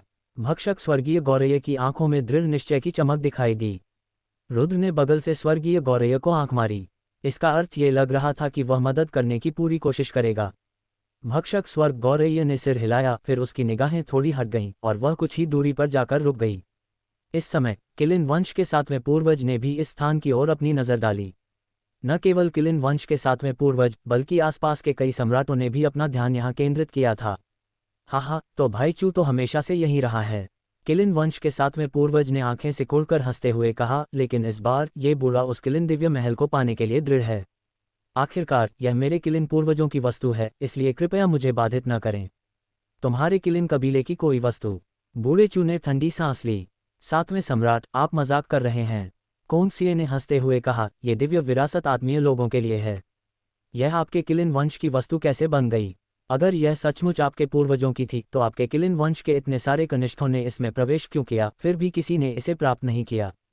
हाँ, मैं देख रहा हूं कि आपके कोंग और चू वंश आपके कनिष्ठों को इस युवक के करीब आने दे रहे हैं। शायद ऐसा करके वे इस किलिन दिव्य महल पर कब्जा करने की उम्मीद कर रहे हैं, है ना? तभी एक हंसी गूंजी, एक अजगर की दहाड़ जैसी आवाज जो 9 स्वर्गों को भेदती हुई। फिर सभी ने शून्य में ड्रैगन की परछाइयां टिमटिमाती देखीं और एक सुनहरा बार ड्रैगन बागे पहने हुए एक बुजुर्ग दिखाई दिया। इस बुजुर्ग के सिर पर 2 सींग थे और वह एक ऊंची रक्त ऊर्जा उत्सर्जित करता था, और जब वह चलता था तो हवा में अद्वितीय प्रभुत्व की आभा फैल जाती थी। ये बार ड्रैगन वंश का एक सम्राट है। ये देखकर दूरी पर कई राजा चौंक गए। लगता है यह मामला और भी ज्यादा तूल पकड़ता जा रहा है। नीला आकाश श्वेत वानरों के वंश का सम्राट थोड़ा मुस्कुराया। यही सबसे अच्छा है, फिर हम मुश्किल पानी में भी मछली पकड़ सकेंगे। आकाश चलने वाले दिव्य बैल वंश के सम्राट ने भी मन ही मन सोचा। न केवल वे, बल्कि स्वर्ण भक्षी चूहा, 1000 पंखों वाला दिव्य पेंग तथा विभिन्न अन्य कुलों के सम्राट भी आगे बढ़ने के लिए उत्सुक थे। क्या तुम्हारा फ्लड ड्रैगन वंश भी हस्तक्षेप करना चाहता है? ये देखकर कोंगसिए की आंखें ठंडी हो गईं। बात बस इतनी सी नहीं है, ये सम्राट कुछ लोगों की हरकतें बर्दाश्त नहीं कर सकता। फ्लड ड्रैगन वंश के सम्राट ने भौहें चढ़ाईं और मुस्कुराते हुए कहा, यह विरासत साफ तौर पर किलिन वंश की है, आप इसमें दखल क्यों दे रहे हैं? हे 7वें बड़े, आज मैं लॉन्ग तियान आपके साथ खड़ा रहूंगा। आपकी दयालुता के लिए धन्यवाद भतीजे लॉन्ग। किलिन कबीले के बूढ़े पूर्वज ने मंद मंद मुस्कुराते हुए कहा, हालांकि इस बूढ़े व्यक्ति में किलिन कबीले की संपत्ति को पुनः प्राप्त करने की क्षमता है। जैसे ही उसके शब्द निकले, उसके शरीर से एक शक्तिशाली आभा फूट पड़ी और उसी समय उसने अपनी हथेली घुमाई और उसके हाथ में एक ज्वलंत शिवालय प्रकट हुआ। यह अग्नि में शिवालय अधिक ऊंचा नहीं था, केवल 9 इंच ऊंचा था। लेकिन जब ये पहली बार सामने आया तो एक अजीब उतार चढ़ाव फैल गया। उस उतार चढ़ाव से आकाश और पृथ्वी कांप उठे और लोगों के हृदय कांप उठे। यहाँ तक कि सम्राट भी इससे प्रभावित हुए। ये किलिन वंश का किलिन पैगोडा है। ये देखकर कई सम्राटों की आंखों में आश्चर्य प्रकट हुआ। एक छद्म दैवीय कलाकृति, किलिन पैगोडा। इस उतार चढ़ाव को महसूस करके कोंगसिए भी भावुक हो गए। छद्म दिव्य कलाकृति, इन प्राचीन महान कुलों में भी ऐसे खजाने अत्यंत दुर्लभ थे। सामान्यतः बहुत कम लोग इन्हें अपने साथ रखते हैं। ये सभी खजाने कबीले से जूजी बाव थे और एक बार खो जाने पर कुछ शाही स्तर के खजाने से नुकसान की भरपाई नहीं की जा सकती थी। वास्तव में ऐसे खजाने सच्ची दैवी कलाकृतियों से भी अधिक व्यवहारिक थे, क्योंकि सच्ची दिव्य कलाकृतियों को सम्राटों द्वारा शायद ही कभी सक्रिय किया जा सकता था। यहाँ तक कि हाथ में दिव्य हथियार होने के बावजूद भी कई सम्राट दिव्य शक्ति का प्रयोग नहीं कर पाते थे। लेकिन छद्म दैवीय कलाकृतियाँ अलग थीं। कई सम्राट अपने रक्त संबंध के कारण छद्म दैवीय कलाकृतियों की शक्ति का 70 से 80% तक प्रयोग कर सकते थे। इस प्रकार छद्म दिव्य कलाकृतियाँ सबसे व्यवहारिक दिव्य हथियार बन गईं। साथ ही ताओवादियों, हमारे बीच कोई दुश्मनी नहीं है, लेकिन मेरा किलिन कबीला इस किलिन दिव्य महल को पाने के लिए दृढ़ है। कृपया इसे सुविधाजनक बनाएं, अन्यथा इस बूढ़े को अपनी पूरी ताकत से लड़ना होगा। किलिन पैगोडा को सक्रिय करने के बाद बोलते हुए बूढ़े पूर्वज की आंखें गहरी हो गईं। एक छद्म दैवीय कलाकृति। स्वर्ग भक्षण करने वाले कबीले के बूढ़े व्यक्ति ने आंखें सिकोड़ते हुए कहा, ये छोटा हमारे कबीले का दोस्त है, हम तुम्हें उसे कैसे धमका सकते हैं? पहले लड़ लेते हैं। उसके शब्द निकलते ही बूढ़ा व्यक्ति बाहर आया और उसके शरीर के चारों ओर दाव पैटर्न गुंद गए, जिससे एक ज्वलंत भंवर बन गया। तो ये बूढ़ा आदमी विनम्र नहीं होगा। भक्षण स्वर्ग गौरय कबीले के बूढ़े आदमी को एक चाल चलते देख किलिन कबीले के बूढ़े सम्राट भी बाहर निकल आए। उसी समय उनकी हथेली में स्थित किलिन पैगोडा से दिव्य आकृतियां खिलने लगीं। ये दिव्य पैटर्न आपस में गुथे हुए थे तथा भयानक उतार चढ़ाव उत्पन्न कर रहे थे। तुरंत ही एक विशाल शिवालय प्रकट हो गया। झगड़ा करना। स्वर्ग भक्षण करने वाले गौरय वंश के पुराने पूर्वज ने आकाश की ओर आक्रमण किया। किलिन वंश के पुराने पूर्वज ने कीमती शिवालय को पकड़ लिया और सीधे उसे दबा दिया। इस बूढ़े व्यक्ति का स्पष्ट इरादा अपने प्रतिद्वंद्वी को छद्म दैवीय कलाकृति से कुचलने का था। हा, तो यह सम्राट भी तुम्हारी मदद करेगा। एक जोरदार हंसी गूंजी और फ्लड ड्रैगन वंश का सम्राट आगे बढ़ता हुआ दिखाई दिया, लेकिन उसका निशाना कौनसिए था। उसी समय फ्लड ड्रैगन वंश का एक और सम्राट उसके पास प्रकट हुआ। 2 सम्राट। ये देखकर सभी राक्षस चौंक गए, क्योंकि उन्हें उम्मीद नहीं थी कि फ्लड ड्रैगन कबीला इसके लिए 2 सम्राट भेजेगा। भाई चू, इन्हें ले जाओ। दोनों सम्राटों को हमला करते देख कौनसिए की आंखें सिकुड़ गईं और उसके पूरे शरीर से रंग बिरंगी रोशनी फूट पड़ी। तुरंत ही उसके शरीर पर आकृतियां उभर आईं, मानो वह एक विशाल मोर में परिवर्तित हो गया हो। इस मोर ने अपने पंख फड़फड़ाते हुए फ्लड ड्रैगन कबीले के 2 सम्राटों की ओर प्रहार किया। उसी समय 5 रंगों वाली दुनिया भी दोनों सम्राटों पर उतर आए और उनका रास्ता रोक दिया। जाओ। तुरंत फादर चू ने रुद्र और अन्य लोगों को पीछे हटने के लिए प्रेरित किया। हालांकि वे केवल 2000 ली ही भागे थे कि एक सम्राट तुरंत उनके सामने प्रकट हो गया। सामने 1000 पंख वाले दिव्य पेंग वंश का सम्राट था। यह एक हरे पेंग में परिवर्तित हो गया, जिसके पीछे हजारों पंख फैले हुए प्रतीत हो रहे थे, जिसने आकाश और पृथ्वी को ढक लिया था तथा आगे का रास्ता पूरी तरह से अवरुद्ध कर दिया था। इसी समय आकाशगामी दिव्य बैल वंश का सम्राट भी बाहर चला गया। ये सम्राट 100 फुट ऊंचे दिव्य बैल में परिवर्तित हो गया और एक ही कदम से उसने शून्य को चकनाचूर कर दिया। अगले ही क्षण एक सफेद बंदर प्रकट हुआ, जिसके सिर के ऊपर नीला आकाश था। फादर चू ने रुद्र और अन्य लोगों को पीछे हटने के लिए प्रेरित किया, लेकिन पलक झपकते ही अनगिनत सम्राटों ने उन्हें रोक लिया। शून्य में 7 सम्राट उन्हें खतरनाक नजरों से देख रहे थे, और प्रवृत्ति को देखते हुए कोई भी गारंटी नहीं दे सकता था कि क्या अभी भी अंधेरे में छिपे हुए सम्राट हैं, जो किसी भी समय मुश्किल पानी में मछली पकड़ने के लिए तैयार हैं। भाई चू, बेहतर होगा कि तुम इस युवक को सौंप दो। 1000 पंखों वाले दिव्य पेंग वंश के सम्राट ने ठंडी आंखों से कहा। अब जब विभिन्न कुलों के सम्राट यहाँ इकट्ठे हो गए हैं, तो भले ही तुम्हारा आकाश निगलने वाला गौरय वंश शक्तिशाली हो, तुम यहाँ की स्थिति को नियंत्रित नहीं कर सकते। बेहतर होगा कि तुम इसे जाने दो। किलिन दिव्य महल ऐसी चीज नहीं है जिस पर तुम्हारा वंश एकाधिकार कर सके।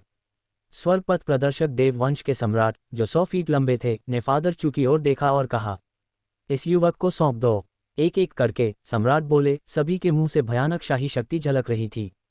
वह विशाल शक्ति प्रस्फुटित हुई, जिससे मयूर वंश और आकाश निगलने वाली गौरय वंश के युवा शिष्यों को एक के बाद एक खून की उल्टियां होने लगीं।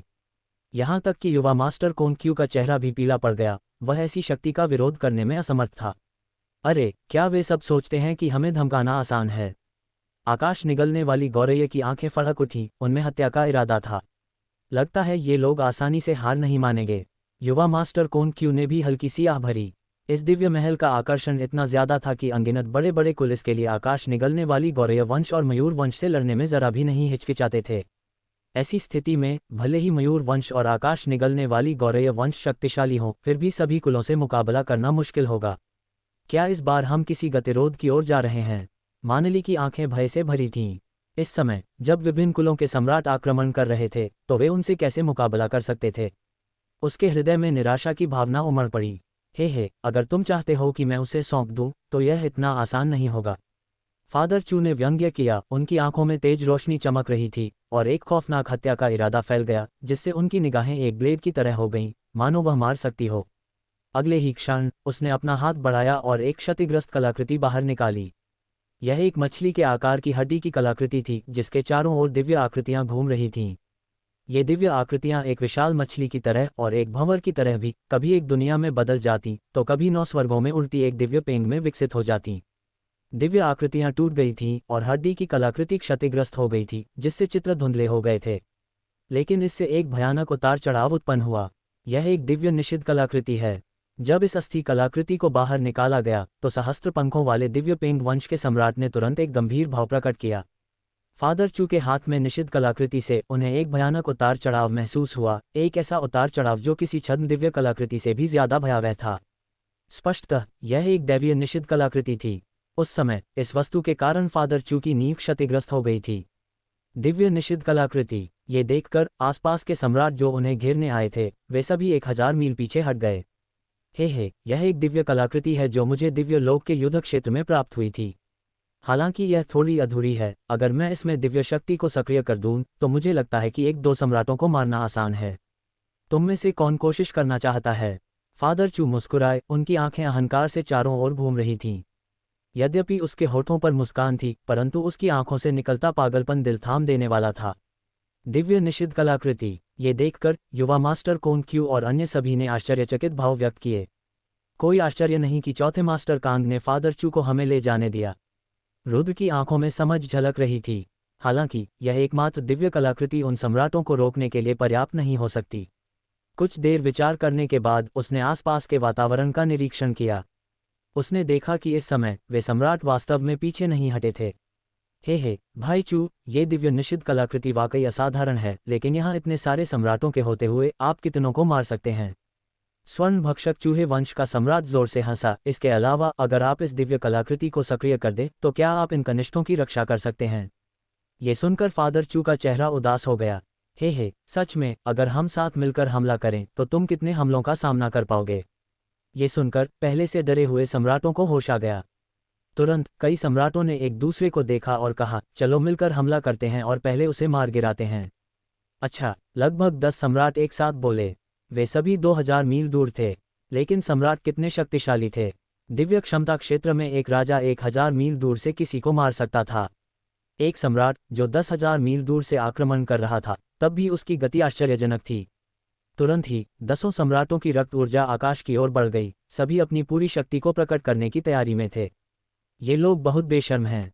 मोर कबीले के सदस्य गुस्से से बोले, अगर मैं सम्राट बन गया तो मैं निश्चित रूप से उनका वध करूंगा। आकाश निगलने वाली गौरैया भी क्रोध से भरी हुई थी। क्या तुम सचमुच मुझे कार्रवाई करने के लिए मजबूर करना चाहते हो? इस समय फादर चू पर हत्या का इरादा और भी मजबूत हो गया। यदि उसे अपने आसपास के इंजीनियरों की चिंता न होती तो वह बहुत पहले ही हमला कर चुका होता। अंकल चू, नाराज होने की कोई जरूरत नहीं है। इन लोगों को मेरे पास छोड़ दो। तभी रुद्र आगे बढ़ा और शांति से मुस्कुराया। ये सुनकर फादर चू की आंखों में आश्चर्य झलक आया। यहाँ तक कि आकाश निगलने वाली गौरैया और युवा मास्टर कोन क्यू भी आश्चर्यचकित थे। हाँ, रुद्र ने सिर हिलाया, फिर आगे बढ़ा। रुद्र को बाहर निकलते देख विभिन्न कुलों के सम्राटों ने आश्चर्य व्यक्त किया। क्या ये बच्चा उस छोटे जानवर को सौंप देगा? कई सम्राटों ने मन ही मन सोचा। हे, क्या तुम सब उस छोटे जानवर को इतना चाहते हो? रुद्र 10 मील चलकर बाहर निकला। फिर उसने आसपास का जायजा लिया और ऊंची आवाज में बोला, चूंकि तुम सबकी यही मंशा है तो इस छोटे जानवर को तुम्हें दे देना ही ठीक है। हालांकि छोटा जानवर तो एक ही है, तो मुझे समझ नहीं आ रहा कि तुम इसे कैसे बांटोगे। रुद्र ने हंसते हुए कहा और 100 मील और चला गया। इस समय विभिन्न कुलों के सम्राट सभी भावुक हो गए। यहाँ तक कि बार ड्रैगन वंश के सम्राट जो उस समय युद्ध में थे, उनकी आंखों में भी उत्साह था। उन्होंने पूरी ताकत से हमला किया और चौथे मास्टर कांग को पीछे धकेल दिया। यही बात किलिन वंश के सम्राट के लिए भी लागू हुई। ऐसा लग रहा था कि इस समय हर कोई उस छोटे जानवर के लिए प्रतिस्पर्धा करना चाहता था। छोटा जानवर यहाँ है, जो भी इसे चाहता है कृपया अपनी दिव्य क्षमताएं प्रदर्शित करें। रुद्र मुस्कुराया और फिर उसके सामने एक भंवर बना और एक बर्फ सफेद छोटा जानवर भंवर से बाहर निकल आया। जैसे ही यह छोटा जानवर बाहर निकला, आसपास की हवा में स्पष्ट रूप से हलचल मच गई। हाँ, शून्य में सफेद रोशनी चमक उठी और यही ने एक हल्की चीख मारी, फिर 10 मील दूर भाग गई। इस समय अनगिनत निगाहें उस पर टिकी थीं। क्या ये वही बर्फ सफ़ेद छोटा जानवर है जिसने किलिन दिव्य महल प्राप्त किया था? जिस क्षण बबलू प्रकट हुआ, विभिन्न कुलों के सम्राटों ने आश्चर्यचकित भाव प्रदर्शित किए। ऐसा प्रतीत होता है कि उन्हें उम्मीद नहीं थी कि यह एक ऐसा बर्फ सफ़ेद छोटा जानवर होगा जिसने किलिन दिव्य महल प्राप्त किया होगा। उस छोटे जानवर को देखकर ऐसा लग रहा था कि उसका आकार लगभग एक घरेलू बिल्ली के बराबर है, शायद इससे भी छोटा। इसके अलावा अपने रोएदार शरीर के साथ यह एक राक्षस जानवर कैसे हो सकता है? हाँ, ये छोटा जानवर है। जब यही प्रकट हुआ तो दूर खड़े कुछ युवा शिष्यों ने तुरंत भावुक आंखों से चिल्लाकर कहा, क्या ये वह छोटा जानवर है? ये सुनकर सम्राटों की निगाहें भी उत्सुक हो गईं। तुरंत ही 10 से अधिक सम्राटों की निगाहें बबलू पर टिक गईं। एक अराजक लड़ाई शुरू होने के कगार पर थी। हाँ, इन लोगों को बुरी नीयत से घूरते देख यही उठ खड़ा हुआ, अपना दाहिना पंजा कमर पर रखा और बायां पंजा सम्राटों की ओर करके लगातार बड़बड़ाने लगा। फिर उसने 5 रंगों वाला खजाने का बर्तन निकाला और उसे घुमाया, मानो कह रहा हो, अगर तुम मुझे ऐसे ही घूरते रहे तो खबरदार, मैं तुम्हें चकनाचूर कर दूंगा।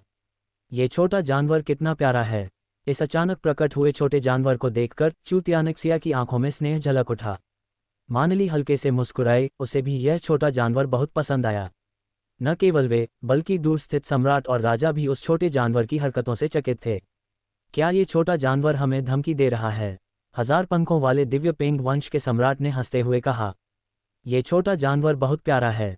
स्वर्ण पंख वाले महान पेंग वंश के सम्राट ने शांति से मुस्कुराया। छोटे दोस्त, मेरा कोई बुरा इरादा नहीं है। क्या तुम मेरे साथ आना चाहोगे? बार ड्रैगन वंश के सम्राट ने थोड़ा मुस्कुराया और कहा। ऐसा प्रतीत होता है कि इन सम्राटों ने यी की धमकियों पर कोई ध्यान नहीं दिया। हाँ, बबलू ने खजाने का बर्तन घुमाया, उसकी आंखें भयंकर थीं। वह लगातार बड़बड़ा रहा था, मानो कह रहा हो, अगर तुम नहीं गए तो मैं हमला कर दूंगा। हालांकि उस छोटे से जीव की भयंकर नज़र उसे और भी जीवंत और मनमोहक बना रही थी, इसलिए सम्राटों ने सीधे तौर पर उसकी बातों को अनसुना कर दिया। इस छोटे जानवर के भीतर एक मजबूत किलिन रक्तरेखा है। इस समय किलिन कबीले के 7वें पूर्वज ने आकाश निगलने वाले कबीले के बुजुर्ग को पीछे हटा दिया और वह भी इस स्थान की ओर बढ़ गया। इस छोटे से जानवर का मेरे कुल से खून का रिश्ता है, इसलिए कृपया इसे हाथ लगाने की कोशिश मत करना। बूढ़े सम्राट की आंखें चमक उठीं और उसके पीछे आग का एक दरिया उमड़ पड़ा। उसके हाथ में किलिन मीनार थी, जिसके शरीर के चारों ओर दिव्य आकृतियां घूम रही थीं और जिस पर एक किलिन गड़ा हुआ था। एक शक्तिशाली उतार चढ़ाव फैल गया, जिससे सभी सम्राटों में आशंका उत्पन्न हो गई। हे भाई जियांग, ये छोटा जानवर मालिकहीन है, यह आपके किलिन कबीले का नहीं है। इस समय एक बुजुर्ग वहां आया। जैसे ही यह वृद्ध व्यक्ति आगे बढ़ा, पूरा आकाश कांप उठा और एक दिव्य चक्र उसके सिर के ऊपर घूमने लगा, जिससे आश्चर्यजनक उतार चढ़ाव उत्पन्न होने लगा। ये दिव्य हाथी कुल का सम्राट है। ये दिव्य हाथी स्वर्ग चक्र है। ये देखकर कई सम्राटों ने आशंका व्यक्त की। यह एक छद्म दैवीय कलाकृति है। मुझे उम्मीद नहीं थी कि कोई व्यक्ति छद्म दैवीय कलाकृति लेकर आएगा। यहाँ तक कि रुद्र की आंखों में भी आश्चर्य का भाव दिखाई दिया। किलिन दिव्य महल का आकर्षण उनकी उम्मीदों से कहीं अधिक था। भाई जियांग, क्या तुम सचमुच इस बूढ़े आदमी से लड़ना चाहते हो? ये देखकर किलिन कबीले के बूढ़े सम्राट की आंखों में गुस्सा झलक रहा था। मुझे ये छोटा जानवर प्यारा लग रहा है, यह मेरी पत्नी को देने के लिए एकदम सही रहेगा। दिव्य हाथी कबीले का सम्राट जोर से हंसा। ये देखकर कि इन सम्राटों ने उसके शब्दों की पूरी तरह से अवहेलना की, यया को गुस्सा आने लगा। बबलू, क्या तुम्हें विश्वास है कि तुम उन्हें हरा सकती हो? और भी सम्राट आ गए और वे छद्म दैवीय कलाकृतियां भी लाए। रुद्र भी थोड़ा चिंतित था। हाँ, रुद्र के शब्दों को सुनने के बाद यी ने गंभीरता से सिर हिलाया। इस समय छोटा लड़का गुस्से से भरा हुआ था, बस रुद्र के बोलने का इंतजार कर रहा था।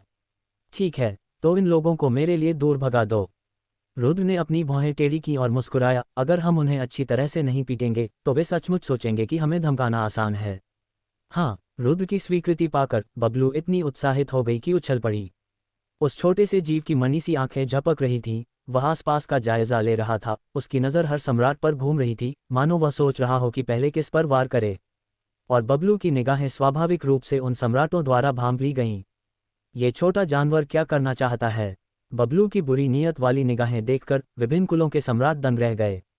यहाँ तक कि किलिन वंश का बूढ़ा सम्राट भी क्षण भर के लिए अचंभित रह गया। हाँ, अचानक बबलू की आंखें चमक उठीं और उसकी नज़र किलिन वंश के पुराने पूर्वज पर पड़ी। उसकी आंखें उत्साह से भरी थीं, मानो उसे कोई ऐसी चीज़ मिल गई हो जो ध्यान देने लायक हो। ये छोटा जानवर, ये देखकर किलिन कबीले के पुराने पूर्वज संदेह से भर गए। यहाँ तक कि आसपास के सम्राट भी आश्चर्यचकित हो गए। हाँ, तभी बबलू ने 5 रंगों वाले खजाने के बर्तन को घुमाया और उसे सामने खड़े किलिन के पुराने पूर्वज की ओर पटक दिया। हाँ, जल्दी से अपने मासिक वोट दे दो। बर्फ सफ़ेद छोटे जानवर बबलू की आंखें ऊपर उठ गईं और वह बड़बड़ाया।